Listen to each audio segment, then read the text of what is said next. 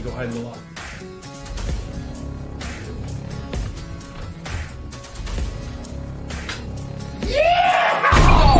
I'm here to collect Mr. Hawthorne's rent! Shut that squealing! Before I get you and squeal now! Christ almighty!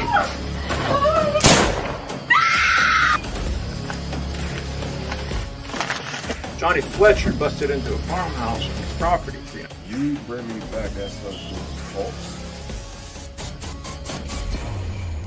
Well, well, look at what we have here.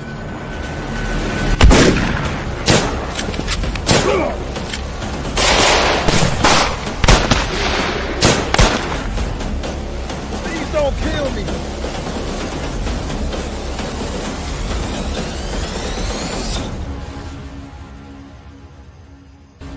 Gentleman John Fletcher! Damn it!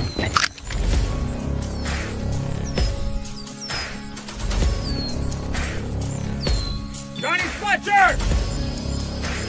Don't make me chase you!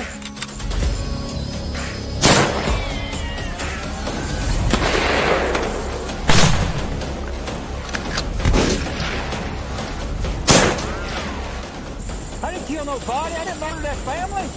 That don't break me down to me. You're a bounty hunter. You're a wanted man. Here.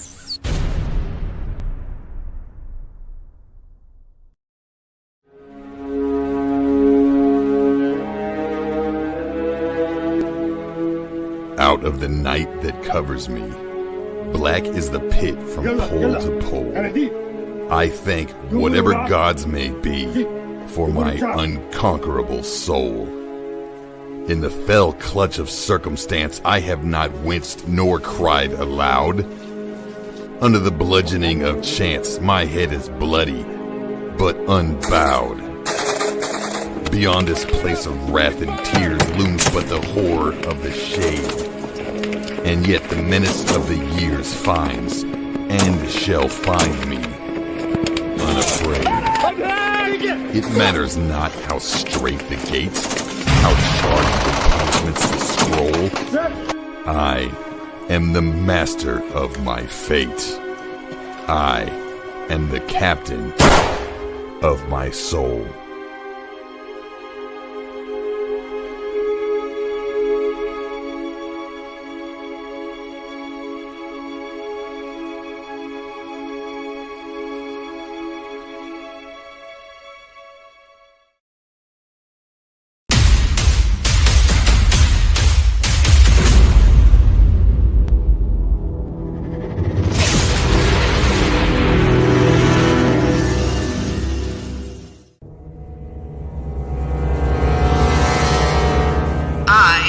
Nocturn. Stand down and no one has to die today.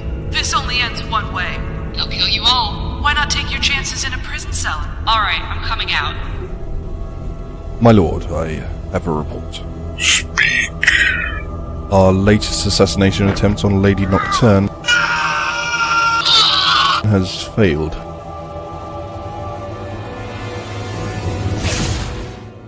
I can see stronger measures are needed. Begin phase 2.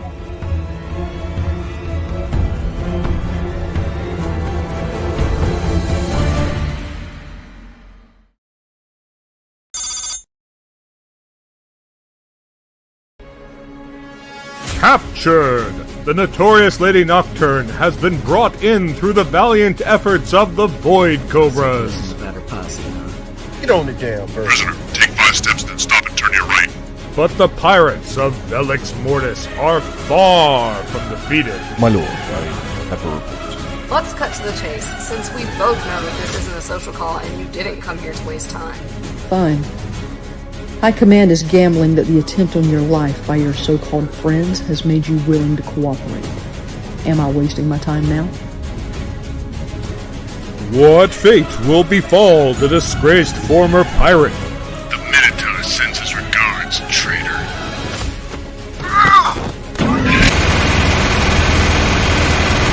What does your High Command want, and what are they offering in return? High Command wants many things, but it wants to show a good faith first.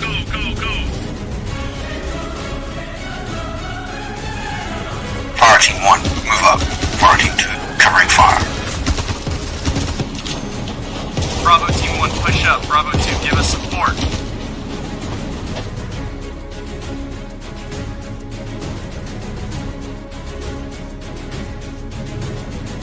What next for now infamous mercenaries, the Void Cobras?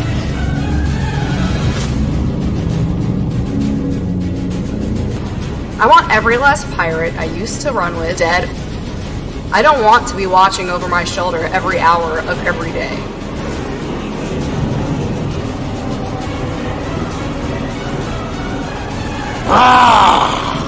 Now you die!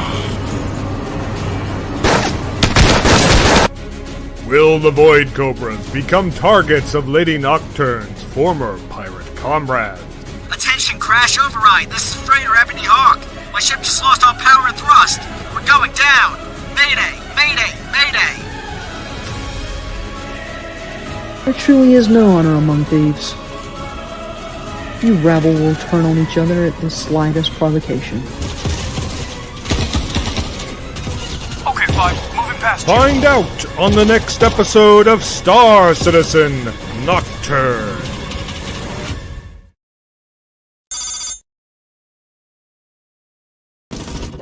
Jameson, you copy? Touch me now, I don't want to live without you. Nothing's gonna change my love for you. Jameson, we require immediate emergency extract. I don't know, man. It looks kind of hot over there. Oh, of interest in my life to idiots.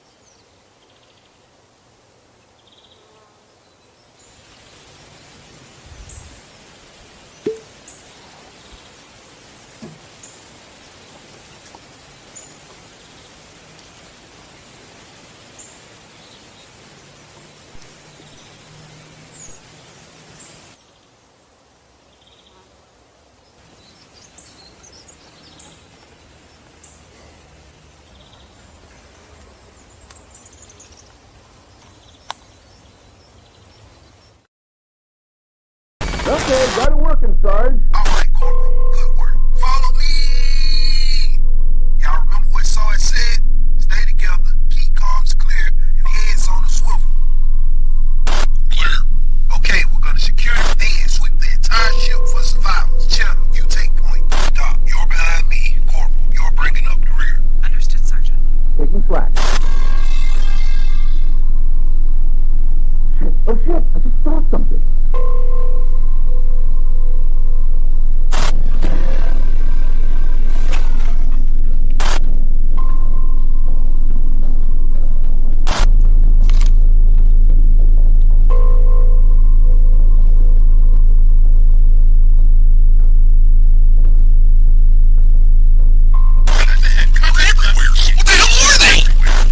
god, oh my god! Get the hell out of here! Get him off me, get him off me, get him off me! They're getting in my armor! Ah!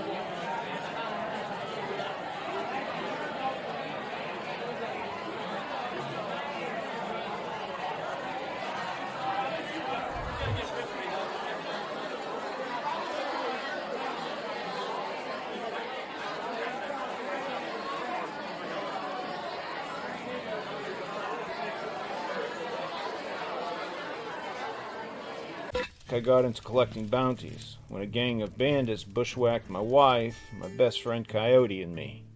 Meet the Jones brothers. To take a look at the situation in which you find yourself. That's Joshua. Can have real bad. What's the Indian word for Next to him is Rufus the Doofus. Like, I don't know. You're just trying to make me look dumb. Alright, I want to Next see to him is rifles on the Lyman. ground.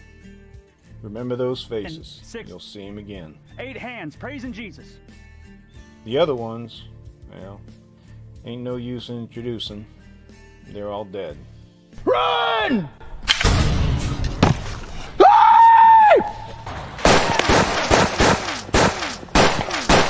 Obadiah, get the saddlebags! I got him! I later discovered the Jones brothers were all wanted men. Figured I might as well get paid for taking my revenge. Man, we still wanted for justice. Poster still on the wall? So I hunted down the ones we didn't kill. Lyman, he sang like a bird. Rufus and Joshua were smuggling contraband down the river. Always to the same spot. I found a nice perch on a bluff above the river where I knew they would eventually be.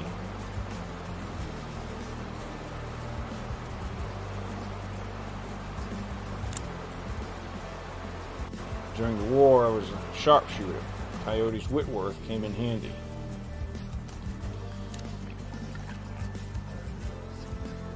For weeks, I tracked them.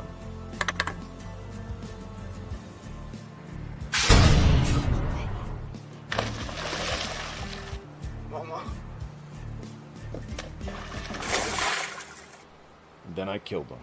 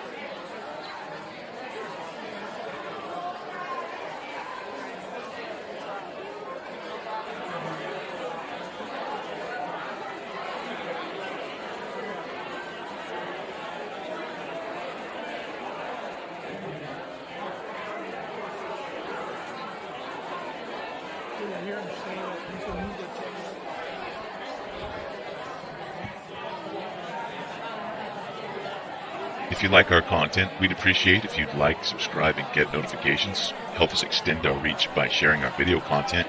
And if you want to help us beat the algorithm, also leave us a comment on some of our videos.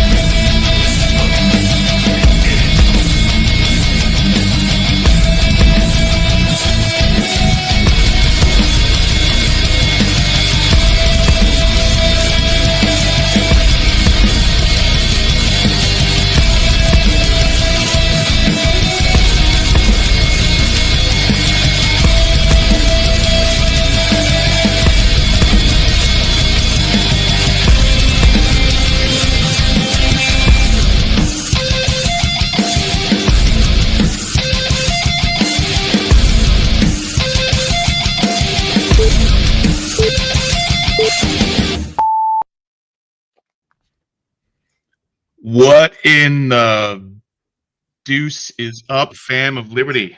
Got to keep it a little bit clean today. There's an officer in the room. All right. I'm admin Tim, also known as Big Sarge on occasion when I've had too much to drink. And with me is admin Matt, the other gent with the beard. And we are joined by guest Ken Harbaugh. Am I pronouncing your last name correctly? You got it. Good to meet you guys. All right. Ken, tell us about yourself. Ex-Navy, did 9 years flying combat recon, got out, went back to school, taught for a while, somehow wound up in the movie business after I made a film with Sebastian Younger. If there are any Marines in the house, you probably know who Sebastian is from his time at Restrepo and Korengal. But we did a film about the J6 insurrectionists and why too many of them were vets, and more broadly, why too many of our buddies are drawn into organizations like the Oath Keepers and Proud Boys and what we need to do about it. That film blew up, hit #1 on Apple TV, and I kind of got the movie bug and jumped fully into the media side of fighting MAGA and Trumpism and trying to get the message out there that this is a real threat, an existential threat to democracy, and veterans should have something to say about that.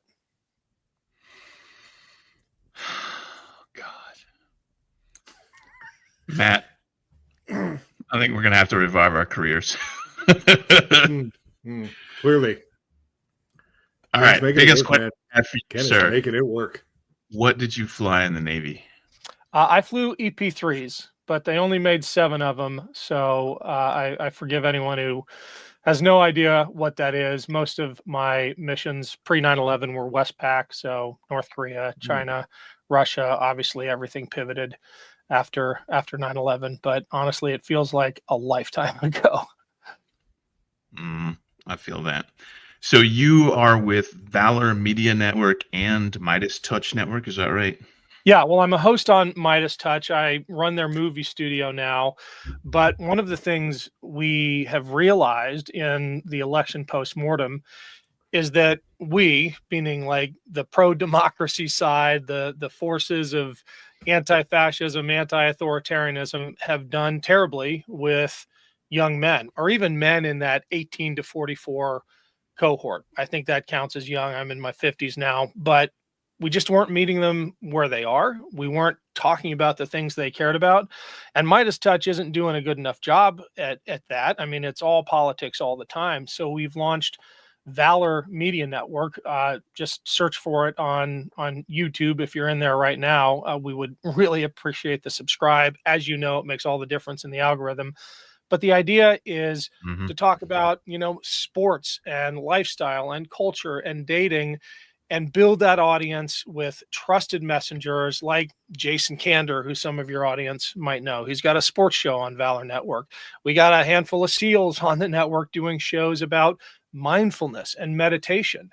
the kinds of things that hopefully, young men will be drawn to without realizing that we're going to hit them over the head with politics when it really matters. Because what's happened to us is that this generation gets sucked into shows like Joe Rogan and Tim Pool and Sean Ryan with, a ton of entertaining content, but then the bait and switch happens at the worst possible times for American democracy, and they end up voting for Donald Trump. We're working backwards from 2028, and we don't want to see a third Trump term, and we have to make a dent with this demo, and honestly could use your help doing that. I am so down. I am DTF down. Okay. So the documentary that you made, Against All Enemies, when was that actually put out? We were at Tribeca. We premiered at Tribeca in 2023, and that's where it really caught fire. We showed in Warsaw, we showed at the Kyiv International Film Festival. I've been back to Ukraine several times since. And honestly, the most compelling story in terms of the marketing of the film was the fact that the German government bought it to broadcast it on public TV across Germany. And the rep who did the deal with us, because I was curious, I'm like, why would the German public broadcaster care about a film about radicalized American veterans? And she said, we care about this because we know what happens. Remember, this is a German government official talking. We know what happens when you lose a generation of veterans.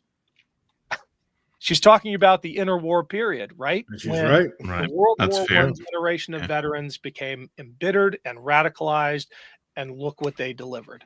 So she was looking at America and thinking, man, the only thing that could be worse than the major land power in Europe becoming radicalized and going off a cliff is if the major power in the world in the nuclear age becomes radicalized. That would be truly terrifying. And they realized that, look, something bad is happening in America, and it's going to affect the whole world. And this film speaks to part of that. Somebody's got their speakers and mic on. I'm getting. I can go headphones if that helps.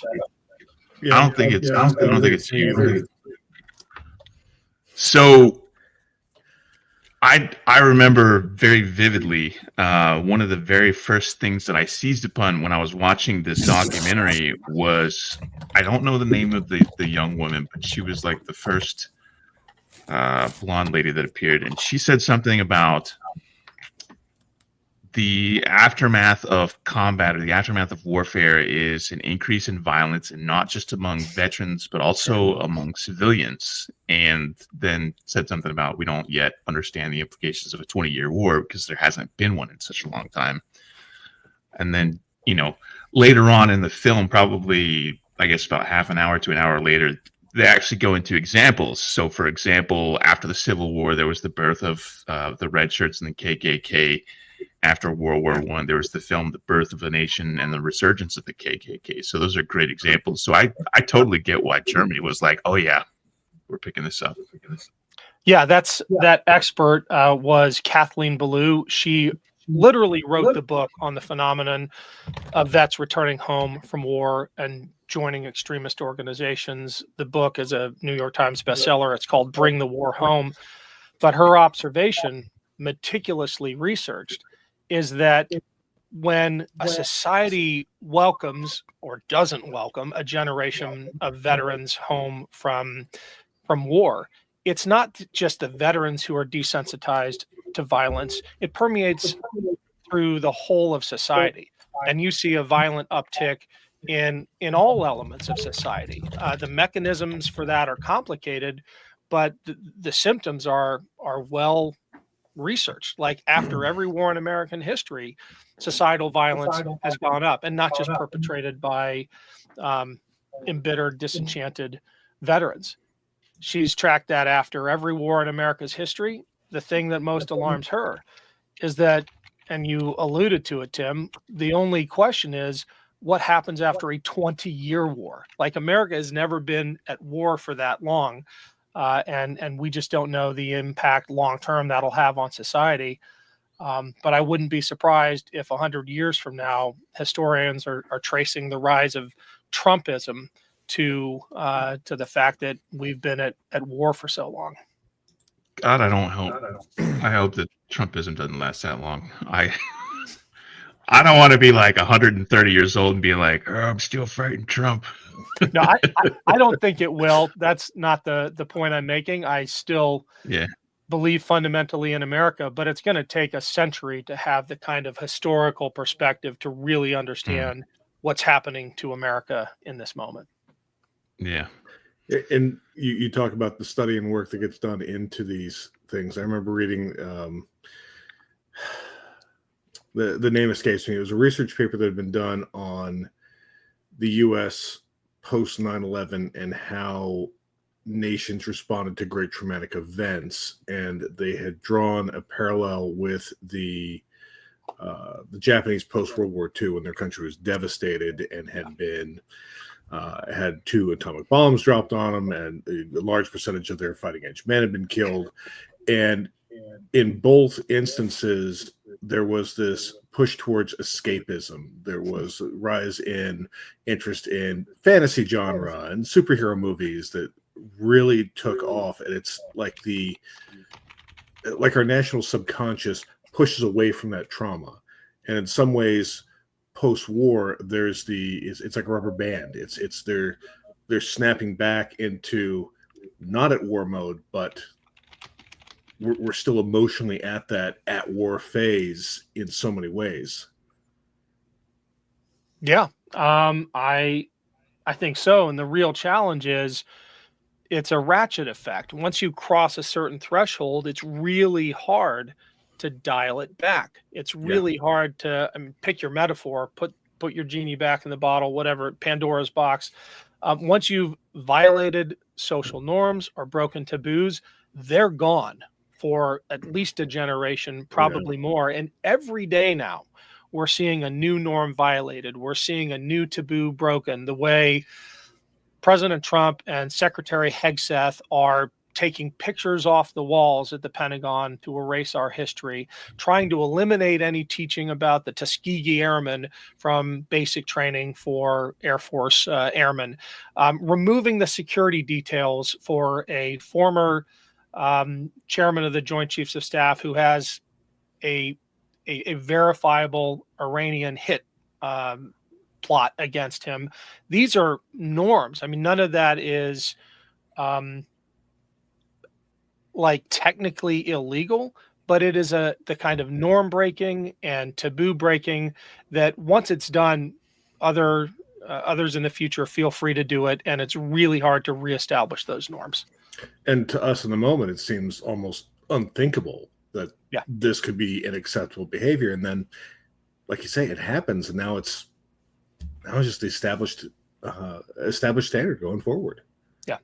And that's my big fear for the future. Like systems and habits that have taken generations to develop as a country that we assumed were enshrined in law and turned out just to be traditions, they're gone overnight. And it turns out the law as the ultimate backstop isn't even going to protect us, because we have a captured Supreme Court, we have a defanged Congress, and we have an executive, frankly, that doesn't care about the law.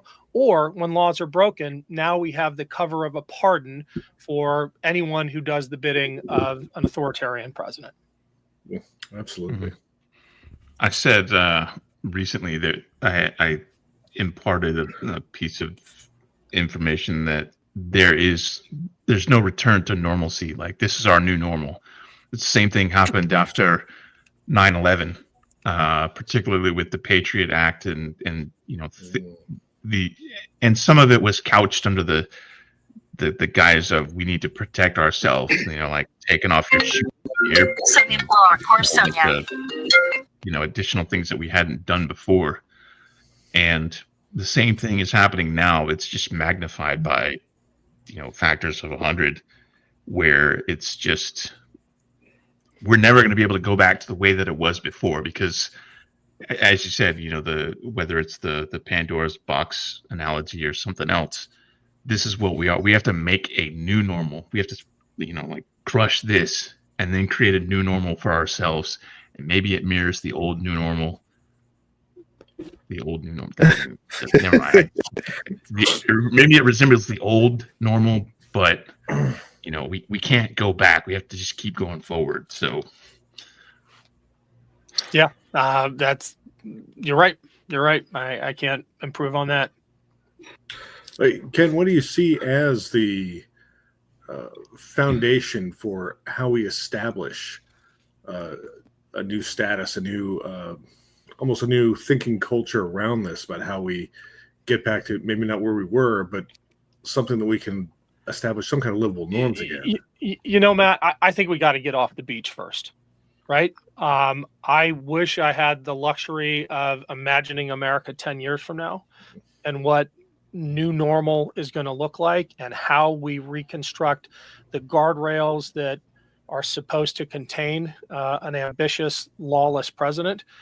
The fact is, the founders, when they built those, they imagined Congress and the judiciary, the other supposedly separate and co-equal branches, helping to enforce those guardrails.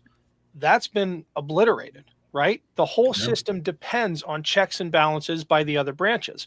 But you have, in the case of Congress, a legislative branch that is bending the knee to an authoritarian. In the case of at least the Supreme Court, I think the lower courts might be a defense, but in the case of the Supreme Court, an institution that is given a blank check to an authoritarian president by saying he's immune from any prosecution for crimes that he commits in the exercise of his official duties. That includes, by the way, and this was an argument put forth by his lawyers to the Supreme Court, ordering SEAL Team 6 to kill a political rival, right? I mean, that's how bad this decision by the Supreme Court was. So I can't think ahead 10 years because the house is on fire right now, right? How do we put it out? I don't think we can count on Congress, certainly not while it is dominated by Republicans. I don't want to beat up on Democrats too much because I want to focus my fire where it really belongs. But I do think we need louder leadership. I think we need someone to share and express the rage we feel, even if it's performative. I'm not usually for performative politics, but in a moment like this, I want someone to at least demonstrate that they are as angry and as outraged as so many of us are. Just show it, right? Just show us how mad you are. To be that emotional focal point. Yeah, give us something. Give us something. Otherwise, we think you're writing white papers. Yeah. And this is not the moment for that. This is a moment to chain yourself to the floor of the House of Representatives. This is a moment to demand entry into USAID to see what laws are being broken there. This is a moment to demand entry into the Treasury to see why Elon Musk's interns, the youngest of which is 19, have been given access to critical government systems that include, by the way, our military records. I mean, if ever there was a silent coup, this is it. So I would love to indulge in the exercise of imagining, an America 10 years down the road where we figure all this out and we have a hopeful new era. But I'm in the firefighting phase at the moment. That's fair. That is. Doug, get up. Yeah. So, hi, how you doing, Mr. Harbaugh? My name is Drill Sergeant Admin Doug, aka Admin Doug. Coming in a little bit late. Nice to see you. Nice to meet you. I want to talk about that right now fight, and I also don't want to beat up on the Democrats, but I'm wondering if what's happening right now at the Treasury, in the office of the Treasury, or at the USAID offices is illegal. Two things. Number one, why has no one called 911 yet? What? Is it okay for me to break inside? Can I break inside if I have 4 guys and okay a rich person? Is it okay for me to break inside, completely brush away security guards, tell the head of the place go F himself, and then take flash drives and plug it into computers? Anybody calling the police or anybody forcefully getting me out of there? Because he has, as far as I know, Elon Musk still has no security clearances. He has no position recognized by the United States government, and he's broken in. If the police can't do it, question number 2, at what point can the National Guard or the state National Guard, I guess because we don't have any in D.C., but of Virginia, take him out of there and throw him in jail until the court appearance? Where am I wrong? I just saw a great comment from Mark in the chat pointing out, reminding us that the executive has law enforcement authority. The legislature writes the laws, the executive enforces it. So if you're counting on law enforcement to stop itself, the executive branch, from breaking the law, good luck. Like, I don't think we can count on President Trump as the executive to stop Elon Musk from breaking the law. That's why I point to the system breaking down at this point. Who's going to enforce it, especially in DC? I love your reference to the National Guard, because at the state level, there still is some power under blue state governors to hold the line, to enforce the law, to uphold the Constitution. The DC Guard is a unique animal, though. The DC Guard actually answers to the federal government. It's the only guard that does. So Donald Trump controls the DC Guard. He really has a lockhold on the enforcement of the law in DC. So it's going to take something other than cops arresting Elon Musk or his interns at the U.S. Department of Treasury. It's going to take the kind of massive public outcry with, I would hope, some leadership in Congress to make it hard for Donald Trump to govern. I think we're at that point. I think we're at the point where we want to make it as hard as possible for this president to govern the country. Yep. I was watching a lot of the comments in not only the social media, the posts that we make across like 11, 12 different platforms, but also just in general, watching the comments on, like, for example, Blue Sky. There are a number of politicians that end up on there and on threads. And the general consensus is that people, it reminds me of Barack Obama's term where Kanye West was like, before he turned into an insane, crazy person, he was like, just one time, go off. He wanted to see an angry president. He wanted to see the angry black man, and he wanted like that justifiable rage. But Obama was like, I'm not going to do that. And that's what people are looking for now, is they're looking for these politicians that have the fire. Like, there are politicians out there who are voting for Republican cabinet members, and people are like, why are you doing that? And on some level, it makes a little bit of sense. Like, if you think about it, they're trying to play a long game. I hope that's the explanation, where they're trying to just stay in office by appeasing their Republican base. But on the other hand, like Maxine Waters, yesterday, I think it was, at the Treasury Department, she lit people up. She was like, Elon Musk is a low down, dirty person. She was like, nobody elected your ass. It was great.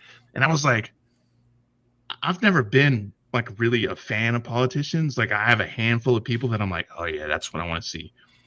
She's on my list now. Like, like, that is the fire that we need. I don't know what is going on with Democrats and why they're just like, well, respectfully, this has to stop. Like, well, then do something. What are we going to do? Like, you want us to turn into the right wing version of the insurrectionists? Like, do your fucking job then. Yeah, Oh, I think that's I think what it may take is leadership from the grassroots. It's not how it's supposed to work. We're supposed to follow our leaders, right? It's why we elect them. But if they're not leading, maybe we're going to have to. I don't know what that looks like. I imagine in short order, it's going to look like street action. We're very close to that. And hopefully that's the kind of thing that sends the message that finally wakes up the leadership class that, oh, there my people go, I better go lead them. to borrow that quote from the French Revolution. Yes. That's I think what we're about to see. Hey, can I make a periodic plug for Valor Media, or Absolutely. just put it in the chat? Absolutely. For those who are joining late, this is our attempt to try to break into, and I hate this term, but everyone's going to know what I mean when I say it, to break into the manosphere, that space that is dominated by toxic personalities like Joe Rogan and Theo Vaughn and those guys. We're bringing a handful of Navy SEALs and other folks who are positive role models, who are talking about things that really matter, and we're building a network around them to challenge the Joe Rogans of the world. And if you just search within YouTube for Valor Media Network, it'll pop up. We would be honored to have you guys click the subscribe button. We just launched, so every click at this point makes a huge difference. I had the comment earlier. I don't know where it went. I had it pinned on a little, like if you look at the bottom of the screen there, it's there, but I'm trying to find it again. Or you could just repost it and I'll be, it's like. Yeah, I'll put it in. All right. There it is. Subscribe. I see it. Hold on. I'm new to this community, but I'm going to be logging in often. This is great. I've never seen a chat room this animated. I love it. Yeah, go subscribe. It gets pretty wild. Sometimes it gets a little out of control. There's like one or two agitators that show up and they're just like, "What's going on here? Let's go talk about Trump." And then they like say some racist shit, but the band hammer is fast. Like I'm over here like eyeballing this chat. I'm like, All right, so Valor Media Network is Meidas Meidas's touch, whatever the plural is in that. Or the possessive plural. That's basically like your arm of entertainment, right? Honestly, it is our it's just us here, right? It is our counterinsurgency operation, right? It is Meidas Touch's attempt to, and a lot of other folks are helping to break into these spaces that Democrats don't normally go, that progressives don't normally go, to go after those folks who think that Joe Rogan is the only one talking to them. That's not true. There is so much talent out there. I'm talking about, positive role models who, when push comes to shove, say 2028, when Donald Trump is running for his third term, Joe Rogan's going to be telling his audience to vote for Donald Trump a third time. Our guys and gals are going to be telling their audiences democracy is worth saving. So that's what Valor Media is about. It's a noble goal. What we so badly need right now. I love it. I mean, I'm down. I'm just saying. Awesome. If there's a space for an angry bearded white guy to run his mouth about stuff, I would even give up swearing about 75%. No, that's way too much. We're talking. I know it couldn't be all the way. That's way too much.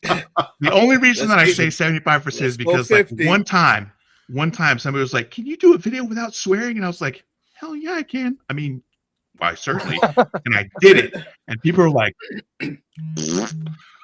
"Lowest rated video on the channel."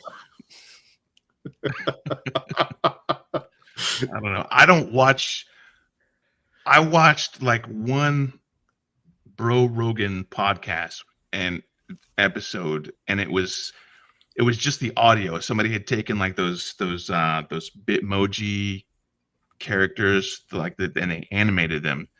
And the only part of it that I watched was like Bro Rogan talking to his Italian or Hispanic guy, Joey something or other, about like wings and like blue cheese or ranch with the wings. And that was the only part of it that I watched. And then like it started on something else, and I was like, oh no, I don't want to listen to this. So that was it. That was it for me. So I don't know what their content is, but I get that they like get high and talk about weird stuff and conspiracy theories. And I should be more educated on this, but I feel like if I go watch that, I'm gonna need to take several showers, and I don't want to do that. One a day is good enough for me. This is actually mentioned in the movie, right? I'm having trouble hearing, Doug. Okay, hold on. Let me turn that up. That's way better. There you go. There you go. Yeah. All right. Yeah, whatever was going on, your mic was like. Now I'm in the money. Now we're good. Yeah. All right. All right. So part of what was explicit in your movie, Ken, Mr. Harbaugh, you're saying is the fact that these military people come home from the military, you have already built in some sort of you have some sort of what do you call it? What do you call it? Like you already have some sort of notoriety. You have Clout. Je ne sais quoi, right? So people know that you're right. You give it some sort of accountability or whatever the word is. I'm trying respectability. To find it. I just can't find that. Yeah. Respectability. Gravitas. That's a Thank good word. you. Thank you, intelligent. Big brain on man. Triple word score. You have gravitas because you were that. This is Big Sarge, what someone like Joe Rogan has. Whether he's talking about not hot dogs or talking about politics, because he was in the MMA, because he's seen as a guy who punches people for a living, or all of it is a show for sure. But for years before he was the biggest podcaster, he was that MMA guy. He was that macho blood sport guy. And so that's why they got him. That's why he can talk about whatever he talks about, he becomes the manosphere. This is what I'm noticing, right? So I mean, that's kind of, I could be wrong, let me know. That's also why people who have no idea, have never read or had a desire to read the Constitution, but because they come back home with badges, or they come back home with fatigue, with camo and boots, and a record that says I went and fought, all of a sudden they're also given this gravitas. They're also, before you even look at whose record, well, this guy, he shot himself in the eye. That was also mentioned in the movie. But the guy who's looking up to him was like, well, obviously he's a war vet. Look at him, he has an eye patch. I have a feeling that what you're trying to do, sir, is exactly it. Trying to show that despite what you're talking about, if you can make it look like the tough guys are here, the gravitas is here, so and so is a drill sergeant, so and so is a E7, E8, or so is a captain, and so is whatever it is. You're hoping that draws in some of those people who are just looking at the superficial, and then catch them with the in-depth coverage. And am I getting that correct? 100%. And a couple things. Call me sir again. I'm logging off. I'm done. I apologize. Second thing, you've hit the nail on the head. So much of the appeal to young men by folks like Joe Rogan is superficial. How long do you think he would last in an actual firefight? Right? Come on. 2 seconds. He'd be hiding behind the guys that we've got fronting our shows, like actual Navy SEALs who did their time. It's so funny to me that all of these tough guys on the air managed to sit out the longest wars in America's history. That took some work, right? That took some real work. Had the Joe privilege to Rogan serve, talks about, motherfucker. You had 20 years. he had 20 years to figure out how to serve your It's country. a volunteer army. And you managed to avoid all of it. So I got no patience for the tough guy act from folks like Joe Rogan. I also think, and this is something we have to talk about as a community, that there are a lot of guys and gals who come back, even if they haven't served in combat in Iraq or Afghanistan or on a forward deployed air crew or something like that. They still desperately miss that sense of community and camaraderie that they had in the military. I mean, it is so defining. It defined me as a person until the day I got out, and it hit me like a ton of bricks the day I got out. I remember being, for the Navy folks on the call, up at BUPERS in North Charleston. That's the, Bureau of Personnel, doing my out processing. And there's a form they put in front of you. It's not the DD-214. It's the thing that gets you your DD-214. But there was a signature block on it, block 24. And I remember that pause with pen in hand before I signed that block, because I knew as soon as I did that, I was out. And my identity for 9 years up until that point was going to go away, literally with the stroke of a pen. And I wondered who I was going to be after that. And I'm the first to admit, I had a pretty easy ride after that. I had a supportive family. I was going back to school. I knew what I was going to do, or thought I knew. And I think about all of these others who come back and face that fork in the road as they sign that document and don't have that wraparound support system that I did. And I understand the temptation. I understand the temptation to go follow someone like, one-eyed Stuart Rhodes, who shot his own eye out, to go join the Proud Boys or join the Oath Keepers, because they promise you that sense of community. They promise you that sense of camaraderie and purpose. Unfortunately, their sense of purpose involves undermining American democracy. So you get the community, you get to feel part of a unit again, but you betray your oath in the process. And we've got to find better pathways for these brothers and sisters of ours. That's a really good point. I often hear, people will come back and so often it's, I feel alone. I'm alone. I'm not part of the community anymore. And but not just, you just touched on, it's not just the community, it's the identity too. It's the purpose. That is, yeah. Yeah. Can I respond to a comment? I'm following it as well about the pardons. This is the other thing that terrifies me.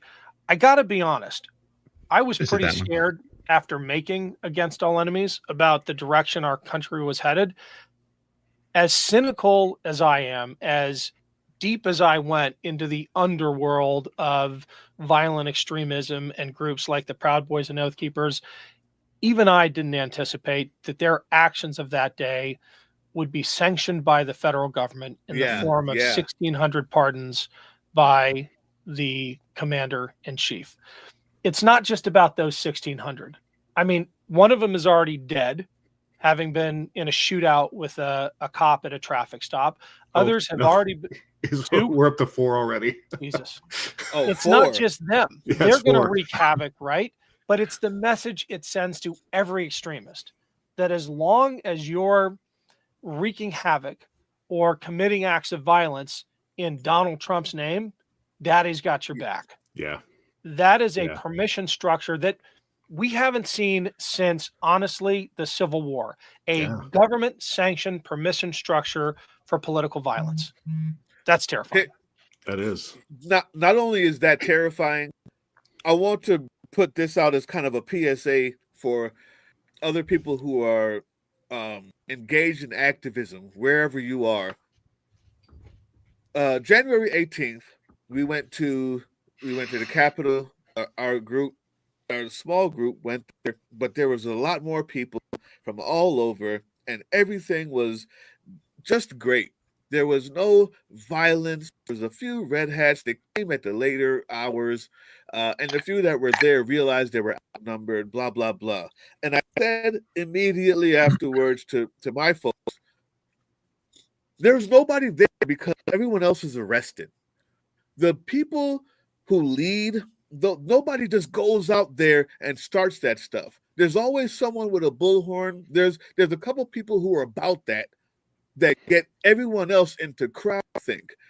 All the people in red hats are not about that. All the people who are instigators and who push crowds, who herd crowds, all the people who yell in bullhorns, all the people who say, "This your house, you should be in it," all of those people were in prison. They're not in prison anymore. It's imperative, I think, that we let people know that maybe not tomorrow, maybe not next week, but very shortly, when you're going out there to march and when you're going out there to do the things that you know need to be done on the ground, that very soft response that we've gotten when we thought that we're going to be all over in New York, when Matteo Mussolini was being convicted of 34 charges, but we didn't see. All we saw was just a few people. And during the election, when nobody's breaking glass, nobody's out there with AKs or M16s, like we're wondering, where are they? And it dawns on me, they were in prison. The ones who instigated, not all of them.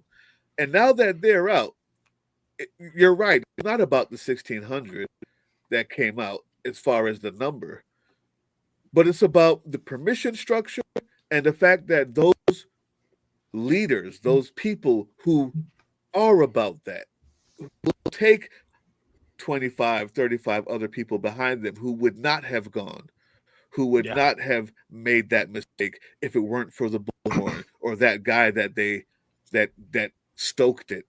I think it's imperative that we let everybody know that has changed. Those times have changed, and to be prepared for that. Am I right or wrong in that? What do you think about that? You're right. These are incredibly dangerous people. Folks like Stuart Rhodes and Enrique Tarrio and the others. I mean, the shaman, what's his name? Jacob Chamsley, right? Yeah. The MAGA shaman. That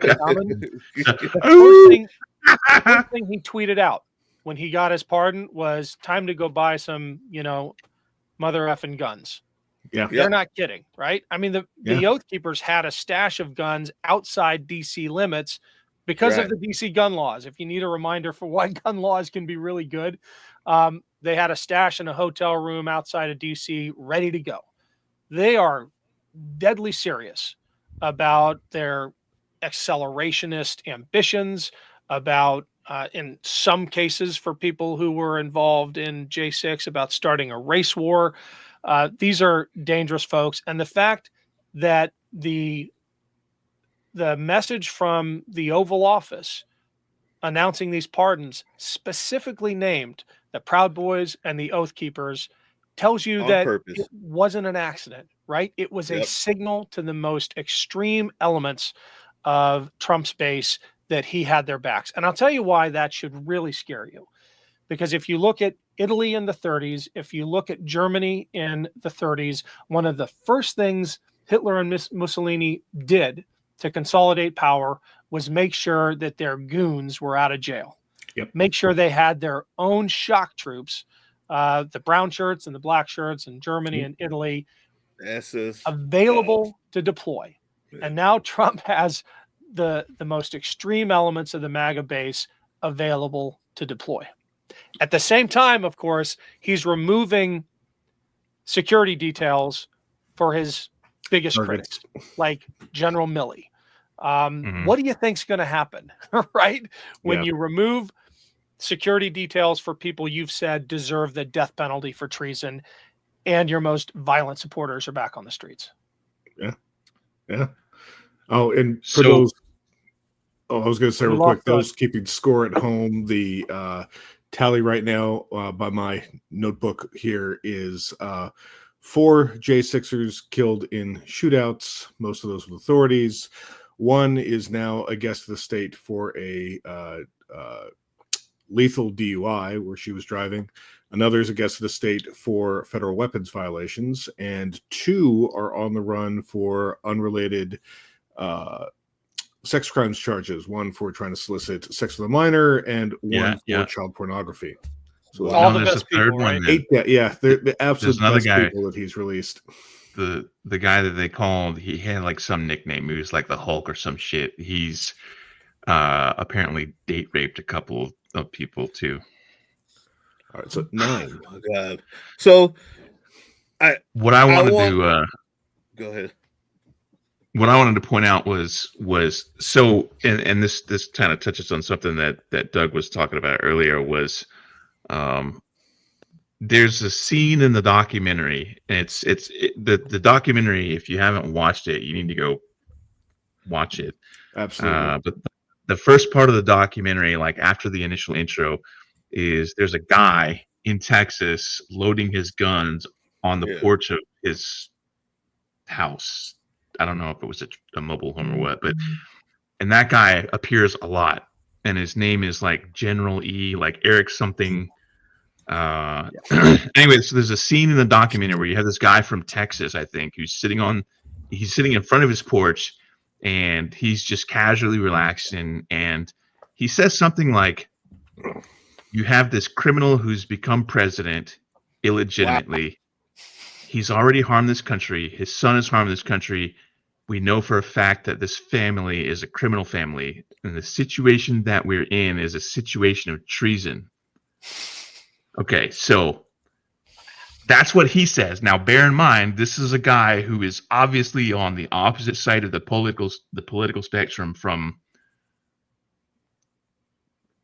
So then a little while later is Stewart Rhodes, and I say his name Stewart because I've been watching a lot of Cliff Cash comedy, and one of his bits is he talks about Stewart Rhodes of the Oath Keepers. So Stewart Rhodes of the Oath Keepers comes on, and he says that you have to prepare yourselves and your communities for what we see coming. And then he says too many Americans are brainwashed to hate their country. So these guys on the far right of the political spectrum are saying the same things that a lot of people on the left and the center, well, pretty much everybody from the center of all the way to the opposite end of the left. So how is it that the left and the right are saying the same things, doing a lot of the same things, except for not storming the Capitol when their guy lost? And we're coming at it from completely opposite ends. Like everything is ideologically the opposite. Well, look, I think it is important not to be relativistic about this, right? One side in the pro-democracy argument is right and one side is wrong. Like if you get into an argument with a flat earther, the answer isn't a compromise solution that, the earth must be an oval, right? The earth is round. Okay. The assault on the Capitol was an insurrection. There isn't like a compromise position on that. And I think the problem comes down to just how siloed information economies have become. And the fact that the people we talk to in these radical organizations, in these militias for the film, are getting their news from such biased sources that they actually believe when they're saying that the White House is occupied by a criminal with a criminal family and he's an illegitimate president. They're talking about Joe Biden, right? Because they get such a filtered, drip-fed media diet that they live in a complete fantasy world. I mean, to me, that is actually tragic in a way. When you talk to the folks who were there on January 6th, they were wrong. They're the flat earthers when it comes to democracy. But the veterans among them actually believed they were the ones defending the Constitution. They actually believed that. They were sincere. Some of them were willing to give their lives for that lie. And so we have to be careful and disciplined in making sure we always assign the lion's share of the blame where it actually belongs, which is on those provocateurs who knew better. On Donald Trump, most of all, on the Josh Hawleys of the world who cheered them on with a fist bump, driving them into the Capitol. Folks like Ted Cruz, who in the immediate aftermath said this is a domestic terror attack and is now the biggest cheerleader for the J6ers. These folks know better, and yet they are provoking people to literally risk their lives for a lie and for a tyrant. Do you think that, and this was something that was touched upon in the documentary, so I kind of already know, I kind of already suspect what your answer is going to be, but do you think that like Ted Cruz and Josh Hawley and other Republican blowhards, do you think that they actually believe this, or do you think that they're just saying it to keep pandering to the same people? They know better. They absolutely know better. And I think even Trump knows better. I mean, we have the proof, right? We have the receipts that from conversations he had after the election that he knew he lost, but he didn't want to. He didn't want to lose power, so he provoked this coup. Yeah, I mean, Ted Cruz is a Harvard law guy, right? Josh Hawley is a Yale law guy. These guys know better, but their path to remaining in power depends on the radicalization of their base. So they're more than happy to continue feeding that. And to me, that's the unforgivable sin of American politics. It's not being a dupe who goes along with this big lie because everyone around you is telling you it's the truth. I think you should still go to jail if you break glass and assault cops. Right. But the real burden should lie with those who know better, who provoked it anyway. Can I, really quick, go back to the coup that's happening right now in our nation's capital? There's something that baffles me, and Sarge said something about this earlier. Is there no play that can be made to come up the works? Because it seems to me, when the Republicans are the minority, and we want to get money to schools, and we want to get food to homeless people, we want to get housing to homeless people, it seems like if we want to maybe raise a tax or not go to war or do anything that could help any decent people, Republicans have a way of blocking, of sustaining foolishness, of gumming up works, of making things happen forever long and not going for it. And we have somebody inside public buildings, and we have the only thing we can do is march. Please tell me that there's a legal trick that we can pull out of our arse, that there is a way to gum something up, that there is something we can do to the people made it possible to not have a Supreme Court justice for a year. Is there something we can do besides, since we can't call 911? Is there a legal recourse? Is there a thing that we can threaten with? Is there a plan that they want that we can gum the works in or uphold? Or are we just really strongly written records and letters is the only thing that our Democratic lawmakers can do when they don't have the majority? Somehow Republicans find a way. I think there are a few things, a few levers that we do have, but let me pan out for just a second to make the observation that this is as people who believe in democracy, who believe in institutions, who believe in continuing the American experiment, this is our greatest strength, but it's also our greatest weakness. I will tell you, in the run-up to Trump's election, I participated in a number of wargaming exercises anticipating what might happen, and we anticipated a lot of what's going down. And the pattern every time was that the far right doesn't care about what's legal. They just throw executive order after executive order. They deploy their shock troops to create havoc.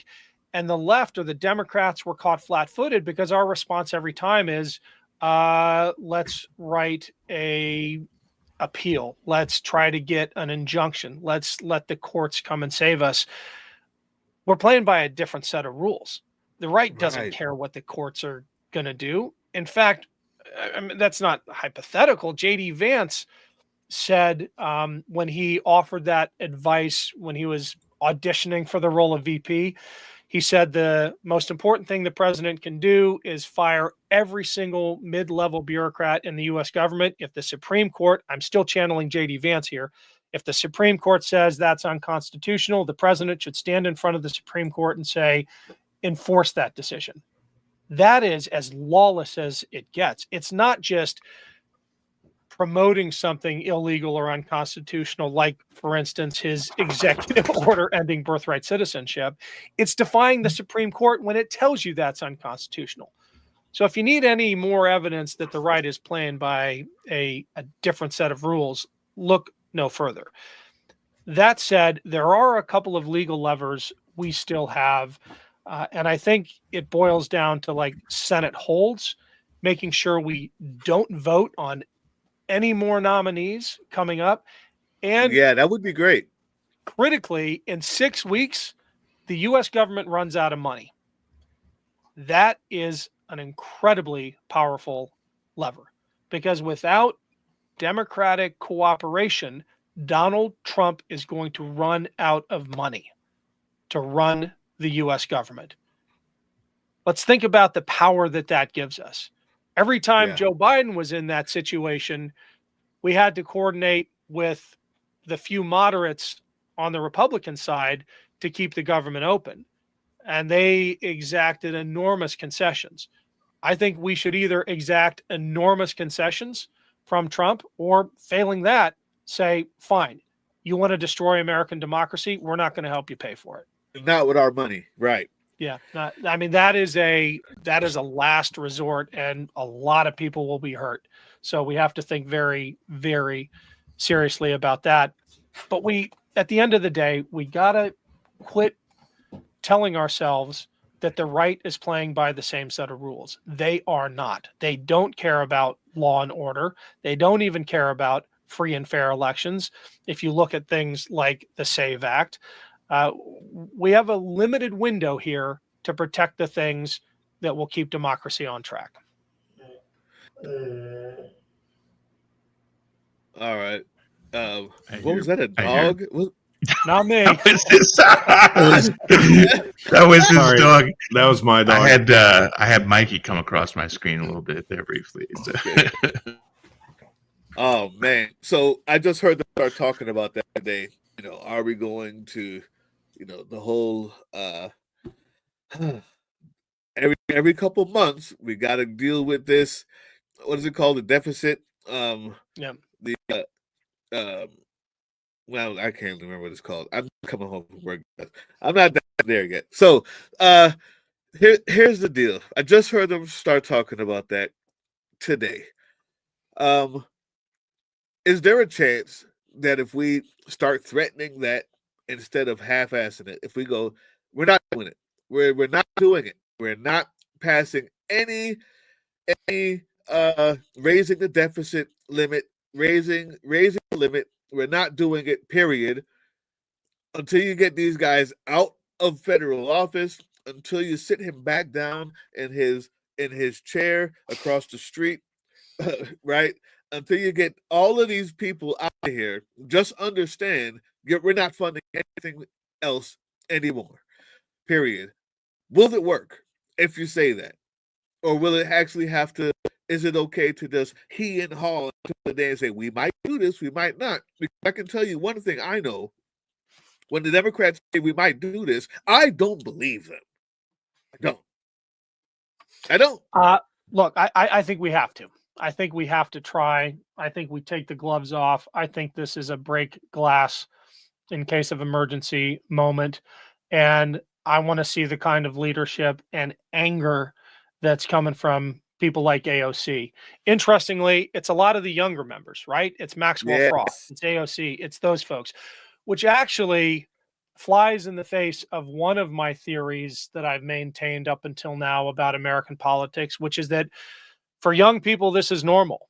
I mean, by definition, it is. Even my 19-year-old daughter has known nothing but Trumpism her entire adult life, right? Yeah. Not to mention my 15-year-old daughter and my 12-year-old son. This is actually normal for them. So we have to stop saying this isn't normal, especially when we're communicating to that generation. But for whatever reason, the young reps in Congress, and even now some of the young senators who've just won, see the danger of this moment in a way the old guard does not. And it is inspiring to see Maxwell Frost and AOC and others meet the moment. They just need a little help. I think it's because they aren't entrenched yet. Yeah, I think that's it. I think that's all it is. Like they know that there's no. One thing you said was when the soldiers are coming back home, and the airmen are coming back home, and the Marines and the Navy guys and the sailors are coming back home. Most of them aren't set up by a group of nice people ready to help them get into college, go into the family business, whatever it is. We have a support system. You had a support system.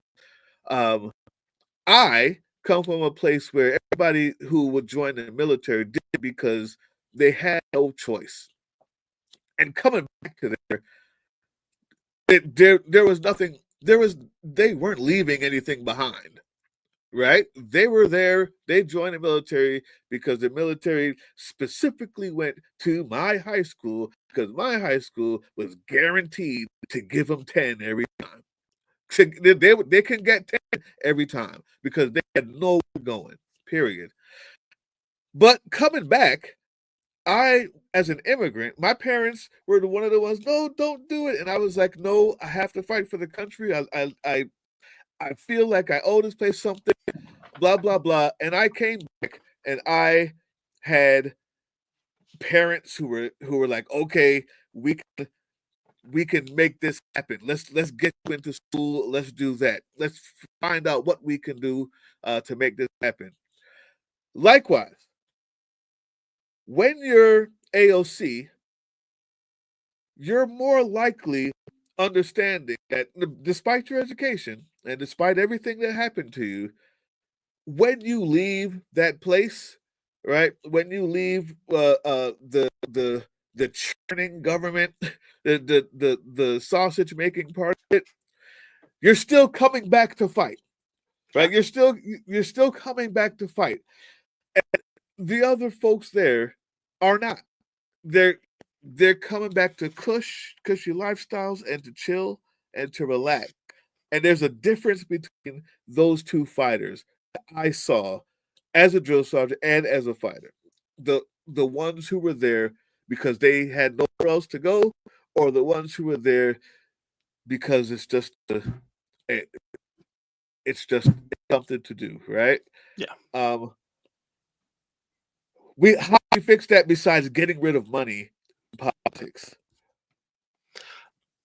Good question. I mean, Citizens United didn't do us any favors, right? Money in politics is here to stay, and I think we got to be realistic about that as well. We need to be a little easier on folks like Maxwell Frost and AOC when they have to spend the dollars they need to spend to win, because that's just the reality of politics. I don't think we need to force our leading lights to unilaterally disarm.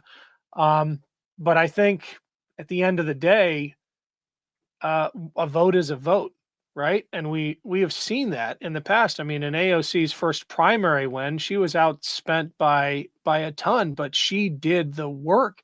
She knocked on tens of thousands of doors, and she got her constituents to believe in her.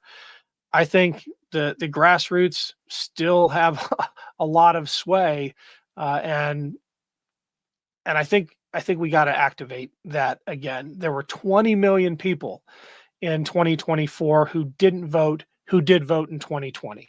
So we missed something. I don't know if it was a communication error on the part of Democrats. I don't know if it was voter suppression on the part of Republicans, but we got to get those 20 people back in the fight. 20 million people back in the fight. Voter suppression is serious. In Georgia, the amount of fake bomb threats and people having to leave, people who are already poor and broke and got there because they felt like it was that necessary and had to go back home because of a fake threat. That's thousands. That win or lose the election, sure, fine. Yeah. But that type of thing in every county, everywhere that these folks got a grasp, that's crazy. I mean, I need to fix that. And that's in 2026. But yeah, voter suppression had something to do with that, had a lot to do with it. Yeah, for sure. So, anyway. Hey, Tim, Doug, I'm late for another call. It's a good one. I'd love to hop back on. We're doing a film about Ukraine, and I got a team call about that, but would love to join you guys again to talk about it. Absolutely. Yes. We would love to have you back. Next time, can I request maybe Chris Goldsmith? I love that bald head and the beard. Maybe yes. Bobby Jones. You bet. I'll add Bobby Jones and Chris Goldsmith are two regulars on Valor Media Network. Thank you, by the way, for putting the link at the bottom of the screen. We'll get the Mother's Tea as well. Dan Barkoff did multiple tours with SEAL Team 8, got tired of doing what the military wanted him to do, so he became an ER doc, putting people back together. He's one of our star hosts. We got some great ones. Again, trying to beat back the poison that is being pumped out by Joe Rogan and others. Really appreciate the opportunity to talk to you guys. Let's do Thank you for coming on. And I'm just going to go ahead and say I am totally down to get on there and see if I can outdo Bro Rogan. Awesome. We'll have you. Thanks, guys. Appreciate it. One, man. Thank you. All right. Thank you, Ken.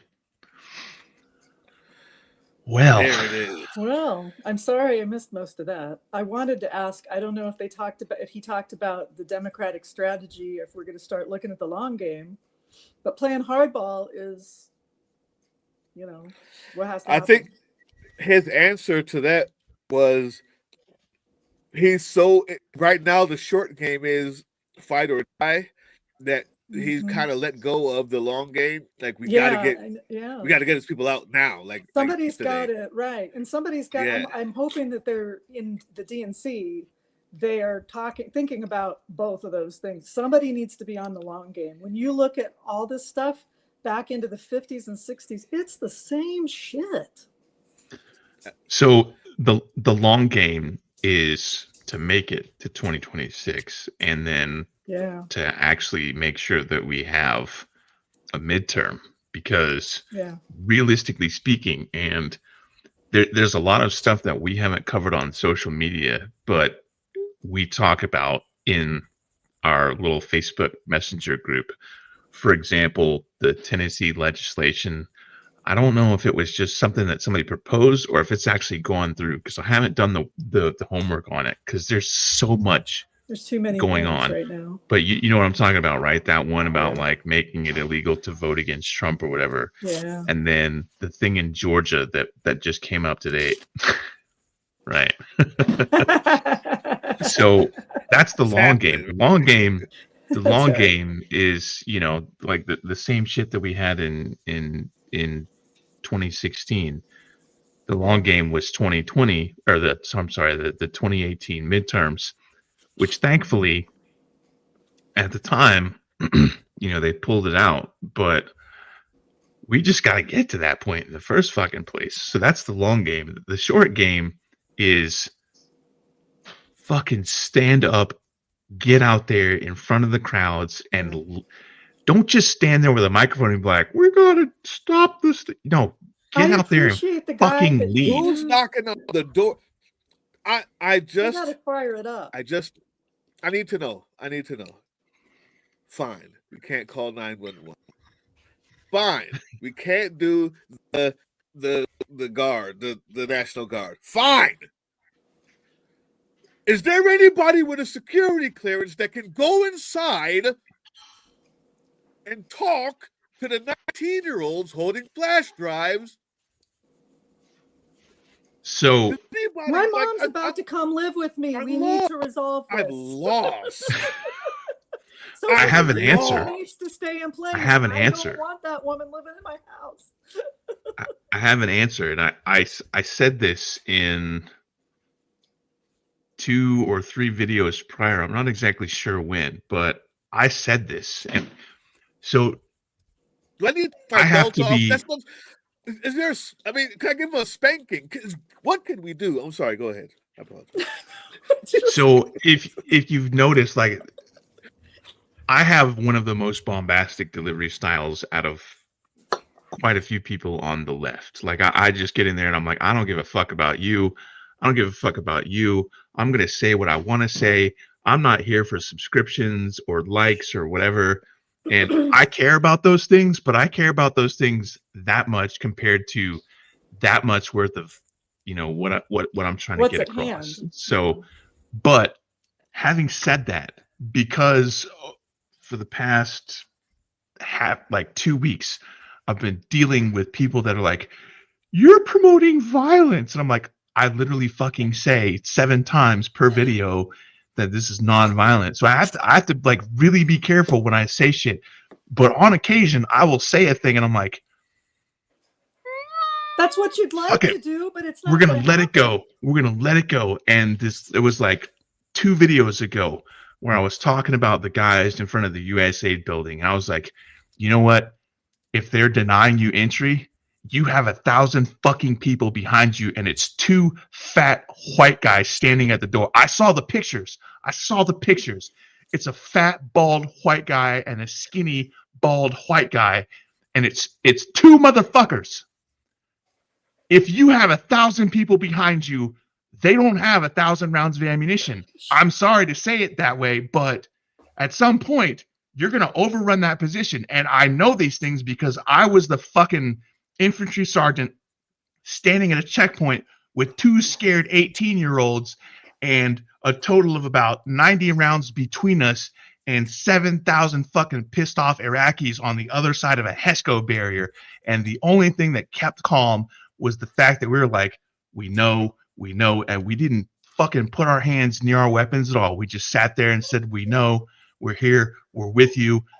Just please don't make us do a thing. If those guys had come through that barrier, we would have been like, I'm not losing my fucking life for this. I'm not going to get torn apart by this crowd that just wants to go in there and do a thing that doesn't make any goddamn difference. We're not talking about like guarding fucking Fort Knox and your life depends on it. We're talking about standing at a checkpoint. That's literally it. Those dudes don't want to fucking die for a glass door. The congressmen that were there, the senators, there was like 4 or 5 senators and 4 or 5 representatives. All you got to do is be like, I'm a goddamn congressman.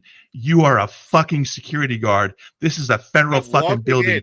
You will get the fuck out of the way, and you keep walking. And if he puts his hands on you, that's assault, brother. Guess what the fuck happens now? It is game on. You put your hands on me, keep on fucking walking, because there's a crowd of 1,000 people behind you, and they keep pushing. It's like, oh, I can't control myself. What's gonna happen now? You gotta get serious. They've got to get That's serious. what they need to do. Just say, fuck it. Fuck you. Understand, the coup has already happened. We're not in an ongoing coup. It's happened. He has the document. And we can't be made whole again. We can't go back to the way things were. Apparently, there's no way to do that. Because here's the deal. They had read-only access. Whatever the fuck. Don't buy that for a fucking second. Oh, please don't. It's a federal building. These are congressmen. And so if you look at the titles, like when I was watching the video, I'm like, who the fuck is this guy? So I start Googling him, and he's like the ranking Democrat on the House Finance Committee. Right. You are standing in front of a federal building that gives out congressional money. That is literally the job of Congress, is to control the purse strings. And if you're on the Finance Committee, you are like the top. There's a fucking pyramid and this pyramid of money, like Scrooge McDuck's going to dive into it. The top of that pyramid is the Finance Committee. Yes. That's literally what the fuck you're supposed to be doing, is like going and check. If they tell you can't come in, be like, motherfucker, I don't think you understand the pecking order here.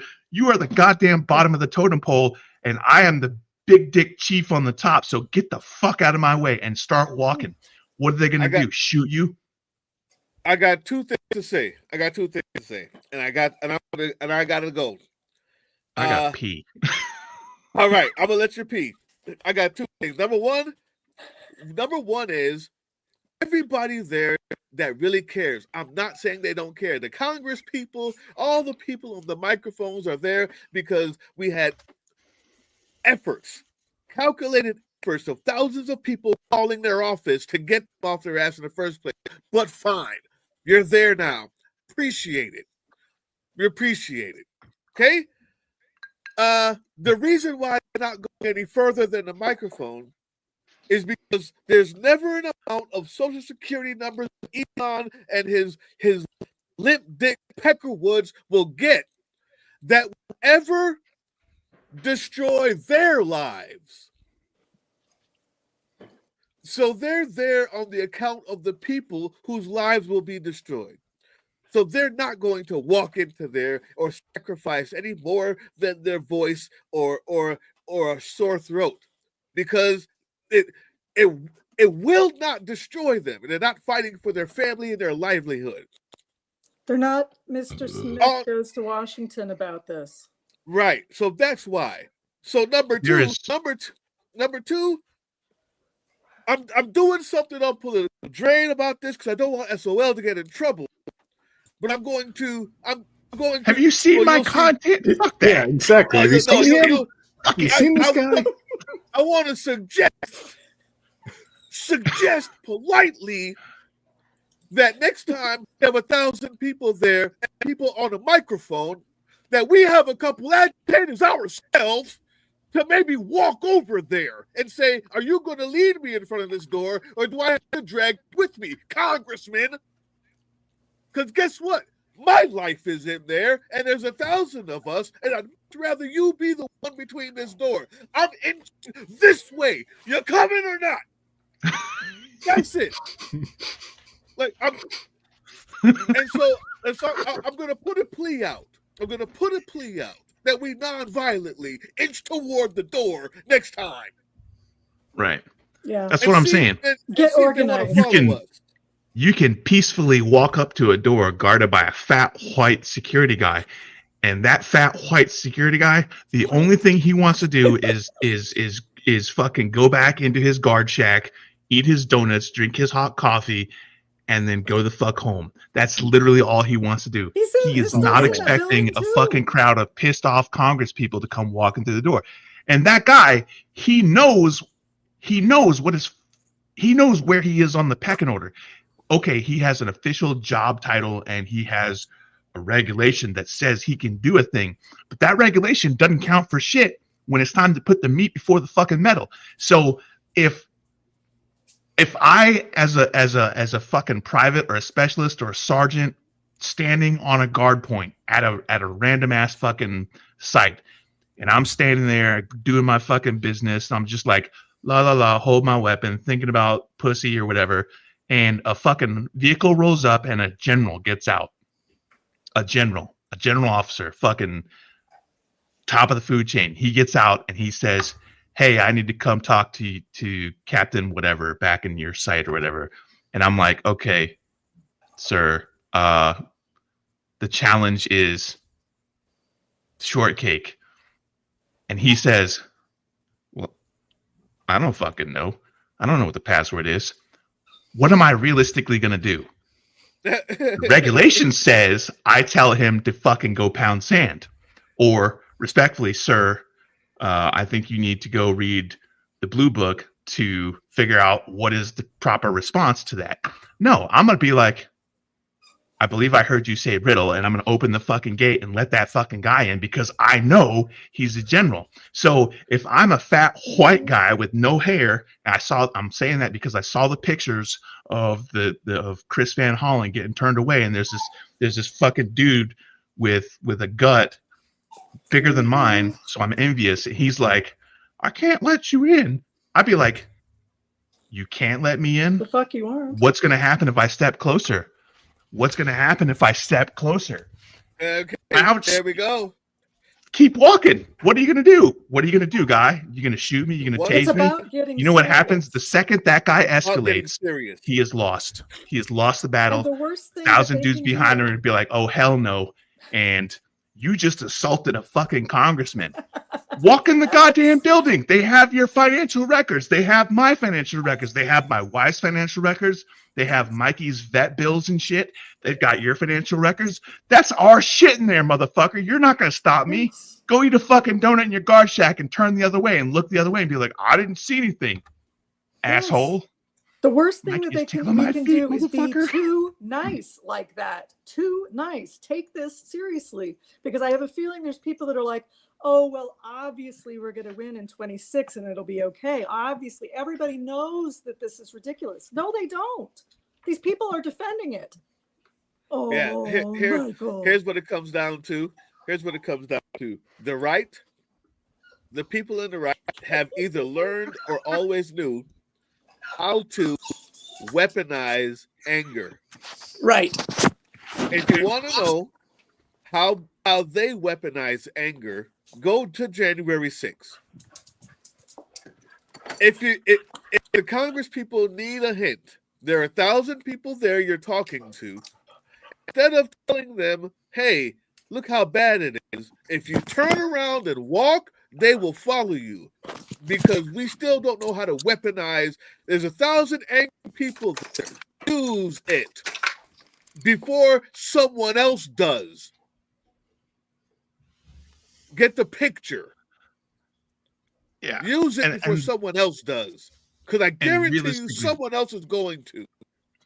Realistically speaking, the feedback that I have seen on the social media comments, which is the only metric that we really have to gauge, is people are wondering, and it's not just our videos, it's like all over the place. Like if you go look on Senator Warren's her threads or her Facebook comments or Chris Murphy, wherever, all of these prominent people, whether they're congressional representatives or they're senators, whether they're Republican or Democrat, there are people in their comments sections that are like, what in the fuck is going on?